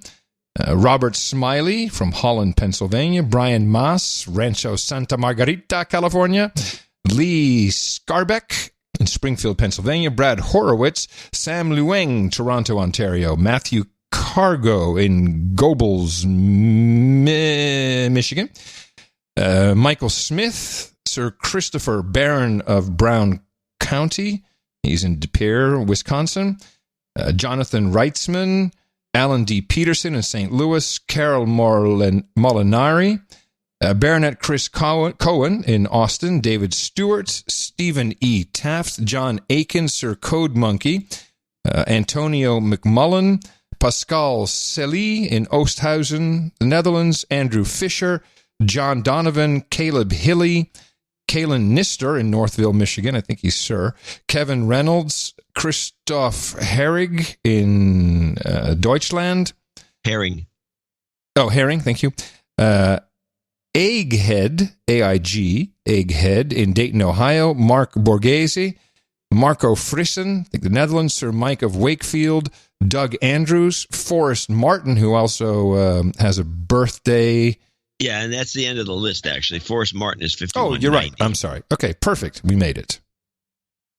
Sir Jonathan Dennison comes in at 5150. Tim White, 5150. Don't forget, people, this is for 2 shows. Kelly Flanagan in McCall, Idaho. Derek Archer, parts unknown, 5119. Ian Odom in Weed. He's the one. He says, sorry to hear Adam was unlucky enough to receive the chipped mug while John's miraculously survived. It's amazing how that happens. I'm not known for my packaging skills. Please let me know if you want a new mug. I do. I'd be more happy to send one directly to your non-existent address at the new house. Yeah, actually, when you get the address sorted out, which is kind of, I think, we will have. It would be nice to send him one directly. Well, I have a P.O. box. Oh. Can I mention my P.O. box? I think so. Yeah, okay. My P.O. box is 18209, P.O. Box 18209, Austin, Texas, 78760. And I did get to visit the Curry compound, and it is a very nice house. It's got lots of room, and it's butted up against the forest. It is a fabulous purchase, and I'm glad you finally got saying it, that. Home ownership. Well, coming from you, that means a lot because I discussed purchases with you, and we looked at value mainly. And it's great. I was like, what do you think of this? And John would be like, no, this is the house I'd buy. $75,000, a junk shack somewhere. You're probably right. I mean, that thing's going to be worth $1 million, but it's like, it's not quite move-in condition. Well, there you have it. Yeah, we're very happy. You're actually looking at your area. I think if Austin goes the way it looks like it's going to go, because these towns flow a certain way. It's like a gabagoo that just kind of floats somewhere, and the next thing you know, the area become very valuable. This is a very good. I thought it was a good house for the area, especially. It's new. It's nice. Onward with the donations. Andres Dominici, $50.01. Andrew Benz, Sir Andrew, I believe, in Imperial, Missouri, 5001. Now, the following people are $50 donors, name and location, then we're done. Ew. Thomas Tollett in Shawnee, Oklahoma. Sir Patrick Maycom in New York City. David Timmons in Oklahoma City. Scott Lavender in Montgomery, Texas. Brad Taylor in Duval, Washington. Alexa Delgado in Aptos, California. Robert Case in Mill Spring, North Carolina. George Wojcik, who is a knight, and I can't remember he's got some designation in Universal City. Arthur Wickson. Andrew Gusick in Greensboro. Bhaskar Dandana in Birmingham. And that's Birmingham, UK. Joel DeRuin in Savannah, Georgia. Daniel Laboy in Bath, Michigan. And last but not least, our buddy Sir Jerry Wingenroth down there in Saugus, California. I want to thank all these folks for producing this show. And the last show, this is 2 shows again. Like I said, that's why it went so long. I want to thank these folks and for congratulating Adam on his wedding. And now I'm encouraging him to get married more often. Thank you all very much on behalf of my wife and I. I love saying it. Sounds really nice. Very, very loving. It's highly appreciated. Thank you so much for this. There's not much more I can say about it than that, because that is just what it is. It's very, very loving. We appreciate that. Also, thank you to everybody who came in under $50 with your regular subscriptions, your 1111s, your 3333s, your 5s, whatever it is you're on. We appreciate that just as much.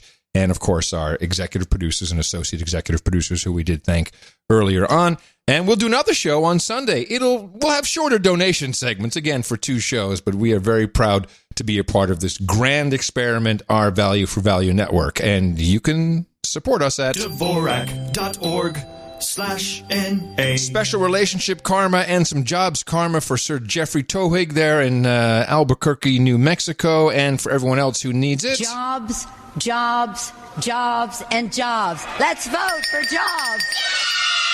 You've got karma. It's a birthday. Oh no, That's right, May 23rd, 2019. Here's our birthday list. Sir Paul from Horsehead celebrates on June 4th, getting in nice and early. Jake Kenyon, happy birthday to his dad. Jeff Kenyon turns 58 on the 27th of May. Forrest Martin celebrated on May 19th, which is our wedding day. I'll never forget you, Forrest. And Andres Dominici, happy birthday to his daughter Andrelis, who turns 13, I presume, today. And Jonathan Jobin, 33 years old today. Happy birthday from all your buddies here at the best podcast in the universe. Meetup overview, May 25th, Eastern North Carolina, the 25th as well, Pittsburgh, Pennsylvania. May 29th, the meetup in Tel Aviv, Israel. The 30th, Charleston, South Carolina. June 2nd, Sarasota, Florida. June 6th, Seattle, Washington. June 7th, Toronto. June 8th in Oklahoma City. Hey, they need people to sign up for Oklahoma City. We got only a couple people. It'd be great. And you know what? Even if it is a couple people, you'll enjoy meeting other like-minded, open individuals. The 15th in Copenhagen, July 4th, an interesting date. That'll be the return of the Seattle meetup, and July 13th, Atlanta, Georgia. That's what we have for right now. Go to noagendameetups.com where you can find out where a meetup is taking place in your area. We'll have the London meetup for the 12th, I think we said. That will be listed within. We'll really need someone to organize it, so if you feel so moved, let us know or get it started on noagendameetups.com.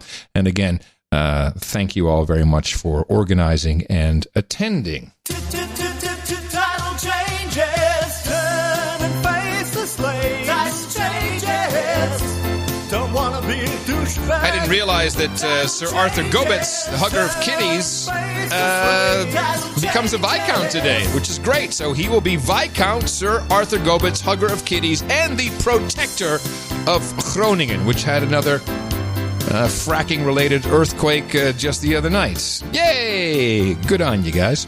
And then we have 1, 2, 3, 4, 5 knights. So let me get my special blade here. You got yours there for me, Johnny boy? Yay! Well, I don't see it. It's right here. Oh, I'm sorry. I didn't see it. Up on the podium, we need Jonathan Jobin, Hocus Locus, David Cheney, Benjamin Doolin, and Kevin Silverman. Gentlemen, you all have supported the No Agenda Show in the amount of $1,000 or more. That gives you the absolute right to sit here at the round table of the No Agenda Knights and Dames. And I am very proud to pronounce-ticate thee with the following titles. Sir Jobin of the Visual Effects, Sir Hocus Locus, Trix Rabbit of Thorium Energy, Sir Chaotic Mass, Sir Doolin, the Poor Knight of the Wood, and Sir Silver Dude of the Silver Spoons for you gentlemen, hookers and blow, rent boys, and Chardonnay. We also have cheese fondue and raclette, bourbon and bong hit, smoked salmon and high-quality H2O, and shit, mutton and meat. Couldn't get anything else in there, but we'll stack the table as best as we can. You gentlemen, please go to noagendanation.com/rings, and Eric the Shill will get on the stick as soon as possible. And remember to tweet it out. Looks really good. Good for the show, good for you, good for everybody when you get your ring, your sealing wax, and your certificate. And please remember to continue to support the Value for Value Network at Dvorak.org/NA. That's your cue. So I got a couple of clips that are funny. Good. Here's I got a Buttigieg. Mayor Pete of the Hamlet. Mayor Pete. He's all in on us taking down statues and, Confederate. And let's take down Thomas Jefferson and remove him from a dinner that they have somewhere in Indiana. And he's all in on it. I heard this. So that's bull crap. And so I went and got the clip. And in fact, he did kind of cavalierly say, hey, Jefferson was a dick and so hell with him. Jefferson Jackson dinners be renamed everywhere were holders of slaves. Yeah, we're doing that in Indiana. I think it's the right thing to do. Over time, you develop and evolve on the things you choose to honor. And I think we know enough, especially Jackson. You just look at what basically amounts to genocide that happened here. Jefferson's more problematic. There's a lot to, of course, admire in his thinking and his philosophy. Then again, if you plunge into his writings, especially the notes on the state of Virginia, you know that he knew that slavery was wrong. Yes. And yet he did it. Oh, brother. It's like talking about shallow. I mean, really. I mean, it's all of these guys. All they're doing is this, and then you got Beto on The View apologizing for everything. It's like, It's not really groovy, man. I have a clip that kind of harkens back to our show. Because we were on this fake the chemical attacks in Syria that made no sense, and then were debunked by various universities and people who knew about them. And also the missiles didn't go, they were too far away from this where they were supposedly shot from, and every missile attack seemed to be some phony thing set up by the rebels. But so now, of course, they got into the public domain that Syria was shooting these things, and there was a red line, and Obama's a jerk for not bombing. Yeah, with Syria. the white helmets staging stuff. Is that what you're talking about? Yeah, that too. That's part of it. Mm-hmm. So let's listen to the latest report on old chemical weapons. Comes up again on Democracy Now! This all comes as new questions are being raised about an alleged chemical weapons attack in the city of Douma last year. The Syrian government was accused of dropping 2 gas cylinders on the city, killing dozens of people. The U.S. and allies responded by carrying out airstrikes. But a newly leaked internal document from the Organization for Prohibition of Chemical Weapons reveals there were conflicting views within the organization as to what happened. The leaked document suggests the cylinders were, quote, manually placed on the ground and were not dropped from the air. This has led some observers to conclude the chemical attack might have been staged by Syrian rebels. MIT professor Theodore Postel responded to the leaked document by stating, quote, as such, 35 deaths that were originally attributed to these staged chlorine events cannot be explained, and it cannot be ruled out that these people were murdered as part of the staging event, Professor Postel said. Oh, well, where's the headline news in the New York Times? Oh, wait, hold on. Let's back up a little bit, though. 35 people dead. Who said they were dead? He actually assumes that, well, let's make this really convincing and murder 35 people. I think that's called a conspiracy theory. Let's murder 35 people. No, you just you show a bunch of people holding their breath and do what, they've done this before over there. Because our media is so stupid that, oh yeah, look, there's a guy foaming at the mouth. Remember that one? Yeah. Foaming at the mouth. He's a toothpaste. And so this guy takes it to the next level, and it's been staged. The whole thing's a fake, even though that is where Trump launched a bunch of missiles. If you don't forget that, and he went on, to. By the way, who says they were real? Well, we can go to that too, or they were aimed where they're supposed to be. Hey, John, I don't even know if they even hit anything. I don't know if they launched. What do I know? You show me some. Unless the Chinese embassy was hit, they probably didn't launch anything. That's a callback. Now, so this guy takes it to the next level and actually believes that, yes, 35 people were killed in this thing because somebody said that. This is how bad it's become. A professor, and that's who's supposed to be a guy who can analyze things. 35 dead. They must have murdered them. It's just beyond me. Not beyond me. Not beyond me. All right, let me give you a little update. Finally, mainstream is jumping on the bandwagon that you introduced us to several weeks ago.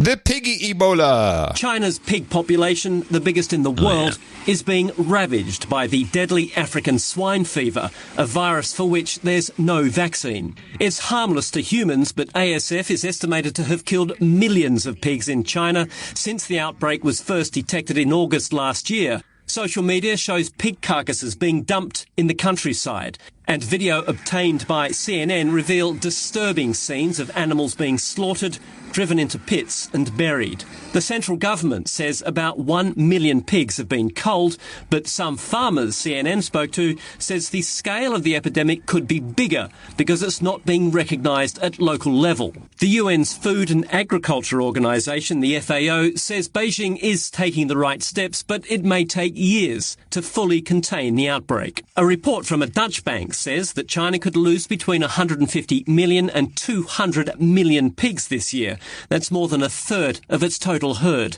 To put that in context, the US farms a little more than 70 million pigs. It's not just the farmers who are feeling the pain either.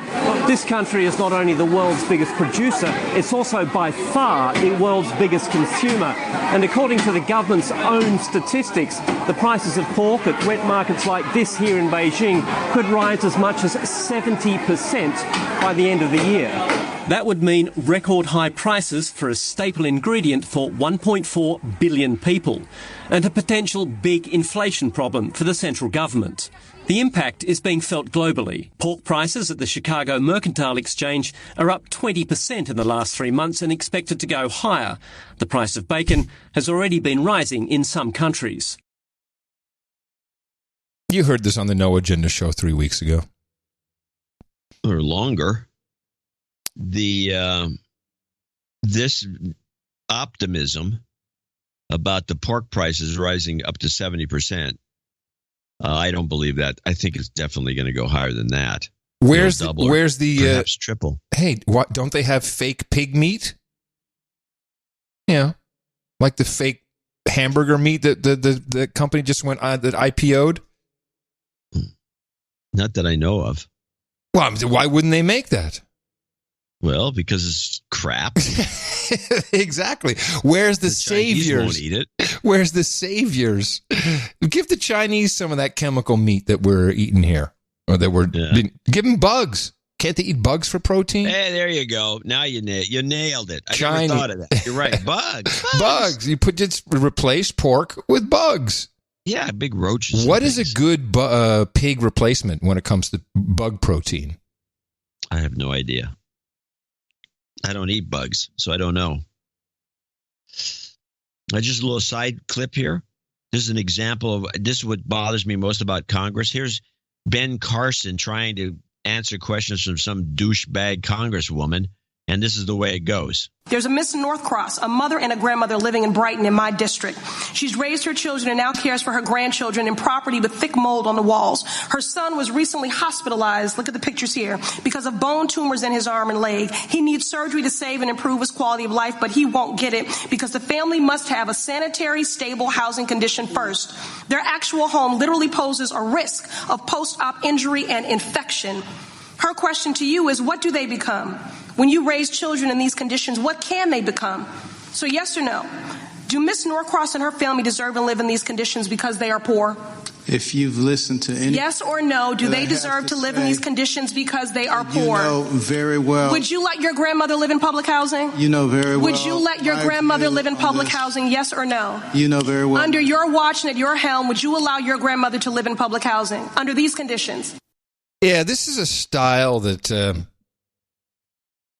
it's meant for television, and I think Kamala Harris does it quite well without actually, getting any answers. You just bash through your point, and then tell the question to shut up. It's like, shut up, yes or no question. It's not one side or the other either. It's the Republicans and the Democrats both. Oh, they all do it. Yeah, they all do it. But it's like, why don't you go home to your husband, young lady, and tell him that's a yes or no question. See how that works. It's not yes or no. Yes or no. Yes or no. No. Yes or no. No. I just say no. Well, the guy didn't say anything. No, they didn't let him. They didn't let him. Well, I must say I'm extremely excited. It will only be 5 short years from now when I will be able to rejoice in the fact that I was right. Well, the countdown has begun. We like surprises, don't we? Yep. Yes, we do like surprises. Well, guess what? In a surprise announcement, NASA revealed a new name for its moon program, Artemis. She is a Greek goddess of the moon and twin sister of Apollo. Well, NASA picked the name in hopes of having the first woman land on the moon by 2024. And now, in order to meet that deadline, the Trump administration wants Congress to approve an additional $1.6 billion for NASA on top of its $21 billion budget for next year. Mark Strassman spoke with a man who's responsible for making the moonshot happen. 50 years ago this July, 2 Americans left the first footprints in lunar dust. No other country has matched Apollo's moonwalkers. but 5 have sent probes and robots, including Israel and China just this year. It's not by accident that so many countries around the world right now are going to the moon. And not all of them are going to the moon just to collect rocks. It's a strategic imperative that the United States have a presence there as well. When Jim Bridenstine became NASA's administrator last year, a planned moon landing was a decade away. Ladies and gentlemen, that's just not good enough. But in March, Vice President Mike Pence lit a fire under NASA and its contractors. If NASA's not currently capable of landing American astronauts on the moon in 5 years, we need to change the organization, not the mission. We've seen over and over again administrations change and projects get canceled with billions of dollars wasted of the taxpayer. We're going to shorten the timescale. We're going to make this a reality. That starts by accelerating development of NASA's new mega rocket called the Space Launch System, or SLS. On top would sit NASA's new crew capsule called Orion. Roughly 240,000 miles from Earth, Orion eventually would dock with a planned lunar orbiting space station called Gateway. But the Artemis program lacks one key component. What's the most significant piece of the budget increase? The landing capability. Like, lunar landers are difficult to build. They take time, they take money, and we don't... What? What was that tin can with those spider legs that I saw on the moon? Don't have that capability. Not yet, but private industry wants that contract. This is Blue Moon. Last week, billionaire Jeff Bezos introduced Blue Moon, his space company's design for a lunar lander. Lockheed Martin also has a design. 5 years to get to the moon. How is that not fairly intense schedule pressure? If somebody says this isn't safe, ultimately they have the authority to throw a red flag and say stop. It is more important for us that our astronauts be safe. I got to tell you, I'm going to be so happy when this doesn't happen. And I noticeably, millennials and Zoomers, Gen Z, we call them Zoomers, do not believe in the original moon landing anymore. And it's not that crazy how they come up with this, because they see the technology, they see how fast things develop, they see what is possible, and do not understand that something that took place 50 years ago cannot easily be replicated, especially not because of the cost. I mean, it's expensive. That's going to be a great CGI job. It'd probably take 5 years just to do it. Where is that guy from Titanic anyway? James Cameron. What's he doing? Probably working on it now. I think it's great. It's already started. Just what I'm saying. He's already working. He's already working on the sets and the green screen. Give me a break. I'm ready for it. And if I'm wrong, I'm wrong. If I'm wrong. That's fine. But I don't think so. I don't think so. Well, we'll find out, won't we? You think we're going to go to the moon again? Well, I don't think we're going to do half the crap that they're promising. There's just a lot of talk and no action.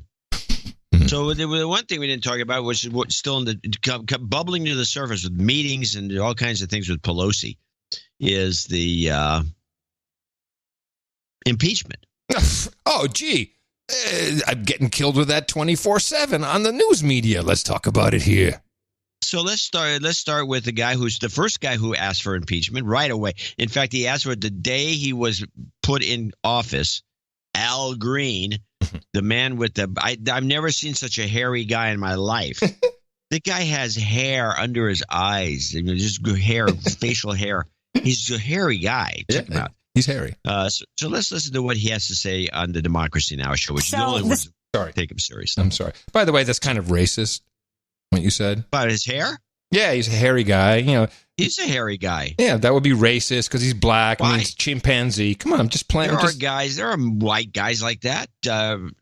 Hairy, they got hairy butts. I mean, it's disgusting. So the stakes are very high, Congressmember Green. Right after you talk to us, the House Speaker, Nancy Pelosi, is holding a meeting with the Democrats as you push for her to open an inquiry into impeachment. Why are you calling for this, and why have you done this for the last 2 years?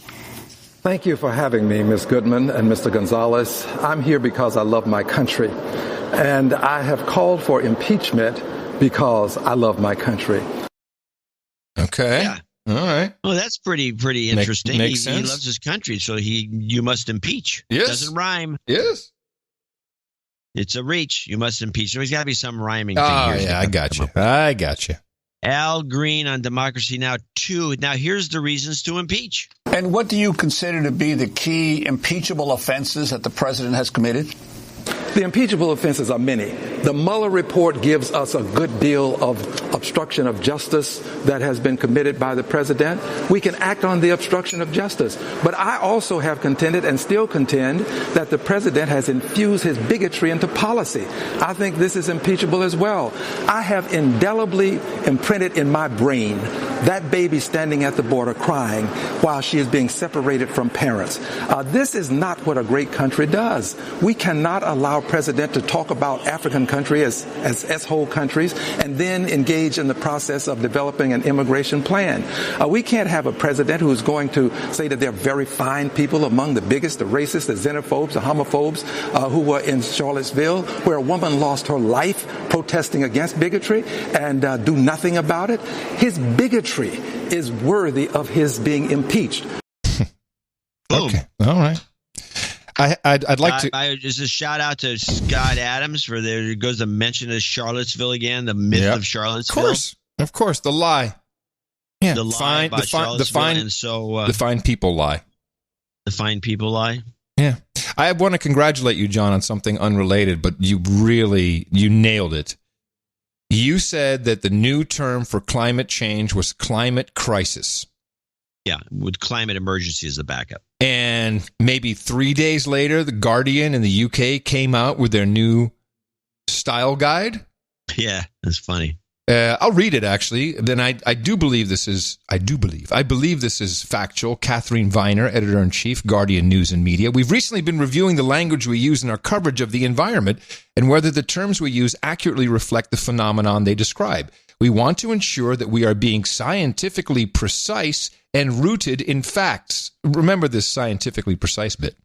While also communicating clearly with readers on this very important issue, the phrase climate change, for example, sounds rather passive and gentle when what scientists are talking about is a catastrophe for humanity. Increasingly, climate scientists and organizations from the UN to the Met Office are changing their terminology and using stronger language to describe the situation. Therefore, we would like to change the terms that we use as follows. Use climate emergency, crisis, or breakdown instead of climate change. Use global heating instead of global warming. Use wildlife instead of biodiversity, when appropriate. Use fish populations instead of fish stocks. Use climate science denier or climate denier instead of climate skeptic. The original terms are not banned, but do think twice before using them. If you think a specific term is needed to help people find your story online, then please check with the audience team. Hey, we need an audience team. Hi, I'm Chief Audience Team. The updates will appear in the style guide from today. Please do let me know if you have any further questions. Yes. How is global heating more scientific than global warming? Or how scientifically accurate is emergency crisis or breakdown versus change?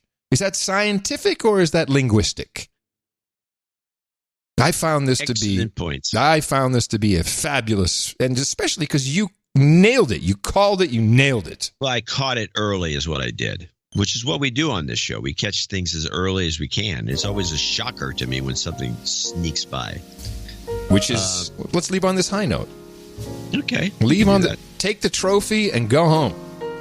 I'm out of here. We have a lot of clips for the Sunday show. It's going to be very interesting. Looking forward to it. Looking forward to seeing all of you there, of course. Sunday's show. Take this show to the bank, by the way, because of that vaccination stuff that you captured from RFK Jr. Oh, thanks. Well, yes, we'll bank it. We'll bank it for sure. And thank you all for the love, for the support, and for participating in the Value for Value Network. You can always do that at Dvorak.org/NA. Special thanks to Jesse Coy Nelson, Braxton Fitzgerald, and Sir Seat-Sitter for the end of show mixes, coming to you from the frontier of Austin, Texas, capital of the Drone Star State. We are in FEMA Region number 6 in the morning, everybody. I'm Adam Curry. And from northern Silicon Valley, where it's still cold, I'm John C. Dvorak. We return on Sunday right here on No Agenda with another episode. Again, remember us at Dvorak.org/NA. Until Sunday, adios, mofos and such.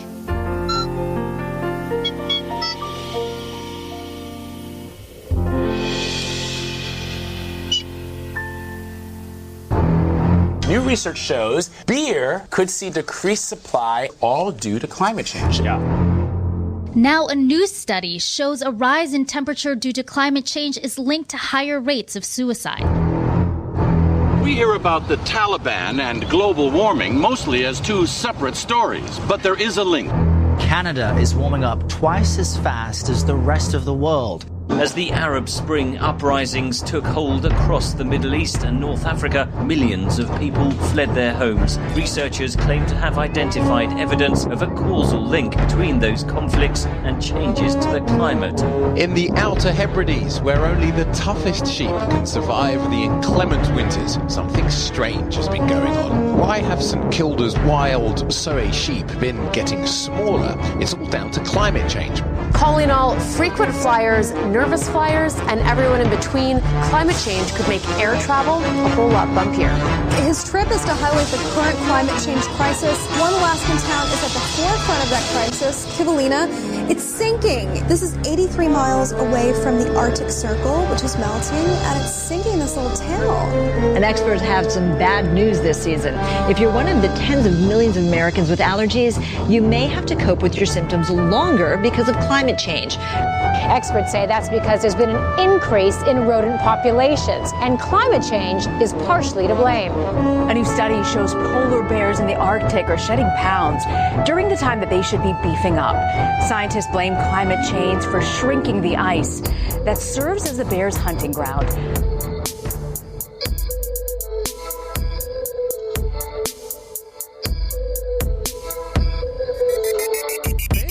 Clinton Foundation ain't touching no snitch. Never laid a hand on my boy Seth Rich. Never took a ride on the Lily Express. Never put a mark on that intern stress. Never had a slice of funky gate. Never helped fund no dogs. Fake news, I like it. I like it. Fake news. Fake news, I like it. Fake news. Fake news, I like it. We live in a fake news nation.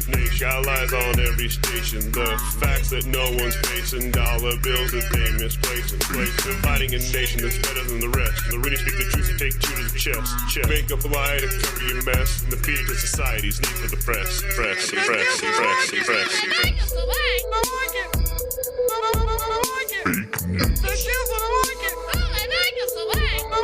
Fake news. Fake news.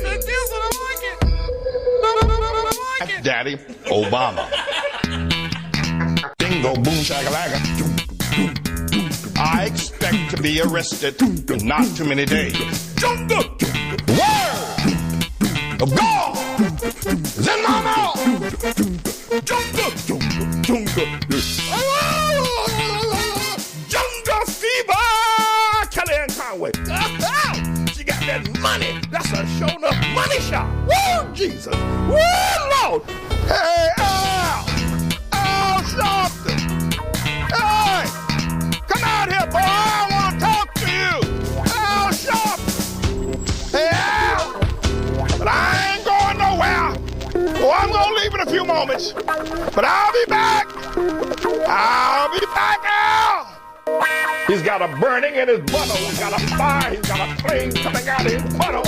Orange-haired orangutan born of that wicked woman out there in Queens that hatched him from between her legs with feathers on him coming out of his mama's vagina. That's why he's a coochie grabber. He keeps reaching back trying to grab her coochie as he was hatched out of her coochie. This orange-haired orangutan, this duck, she named him Donald because he's Donald Duck. And he's a coochie grabber because he kept trying to crawl back up in his mama's coochie. If my wife ever greeted me with a fist bump, I'd give her a left hook. What's this business with Michelle giving everybody the old fist bump? What's going on with that? Al Sharpton! Hey! Al Sharpton! Al Sharpton! Come out here, boy, I want to talk to you. Come on out here now. Boy, you in trouble now. Are you afraid of me, Al? I don't have any rat traps. I got some cheese, and I don't mind sharing it with you, Al. But Al, hey, Al Sharpton, hey, come out here and talk to me. Come out here and face me like a natural man. Al, come on out. I'm sure gonna tell him. Oh yeah, I'm gonna tell him, Al. Al Sharpton, why are you afraid to talk to me? I want to know if you got AIDS, boy. Al, why are you afraid to talk to me? Al. And if you got AIDS, I don't want to stand too close to you. But Al, you gonna talk to me? No, you gonna talk to me, boy? Yes, you are. I'm gonna sign off for now, but I will be back. I ain't going nowhere until I get Al. And MSNBC fires that snitch, that rat, Al Sharpton. Adios, Al. See you later. I'll see you next week. I will be back. The best podcast in the universe. Mofo. Dvorak.org/NA. All of my sexual fantasies involve handcuffs. Oh.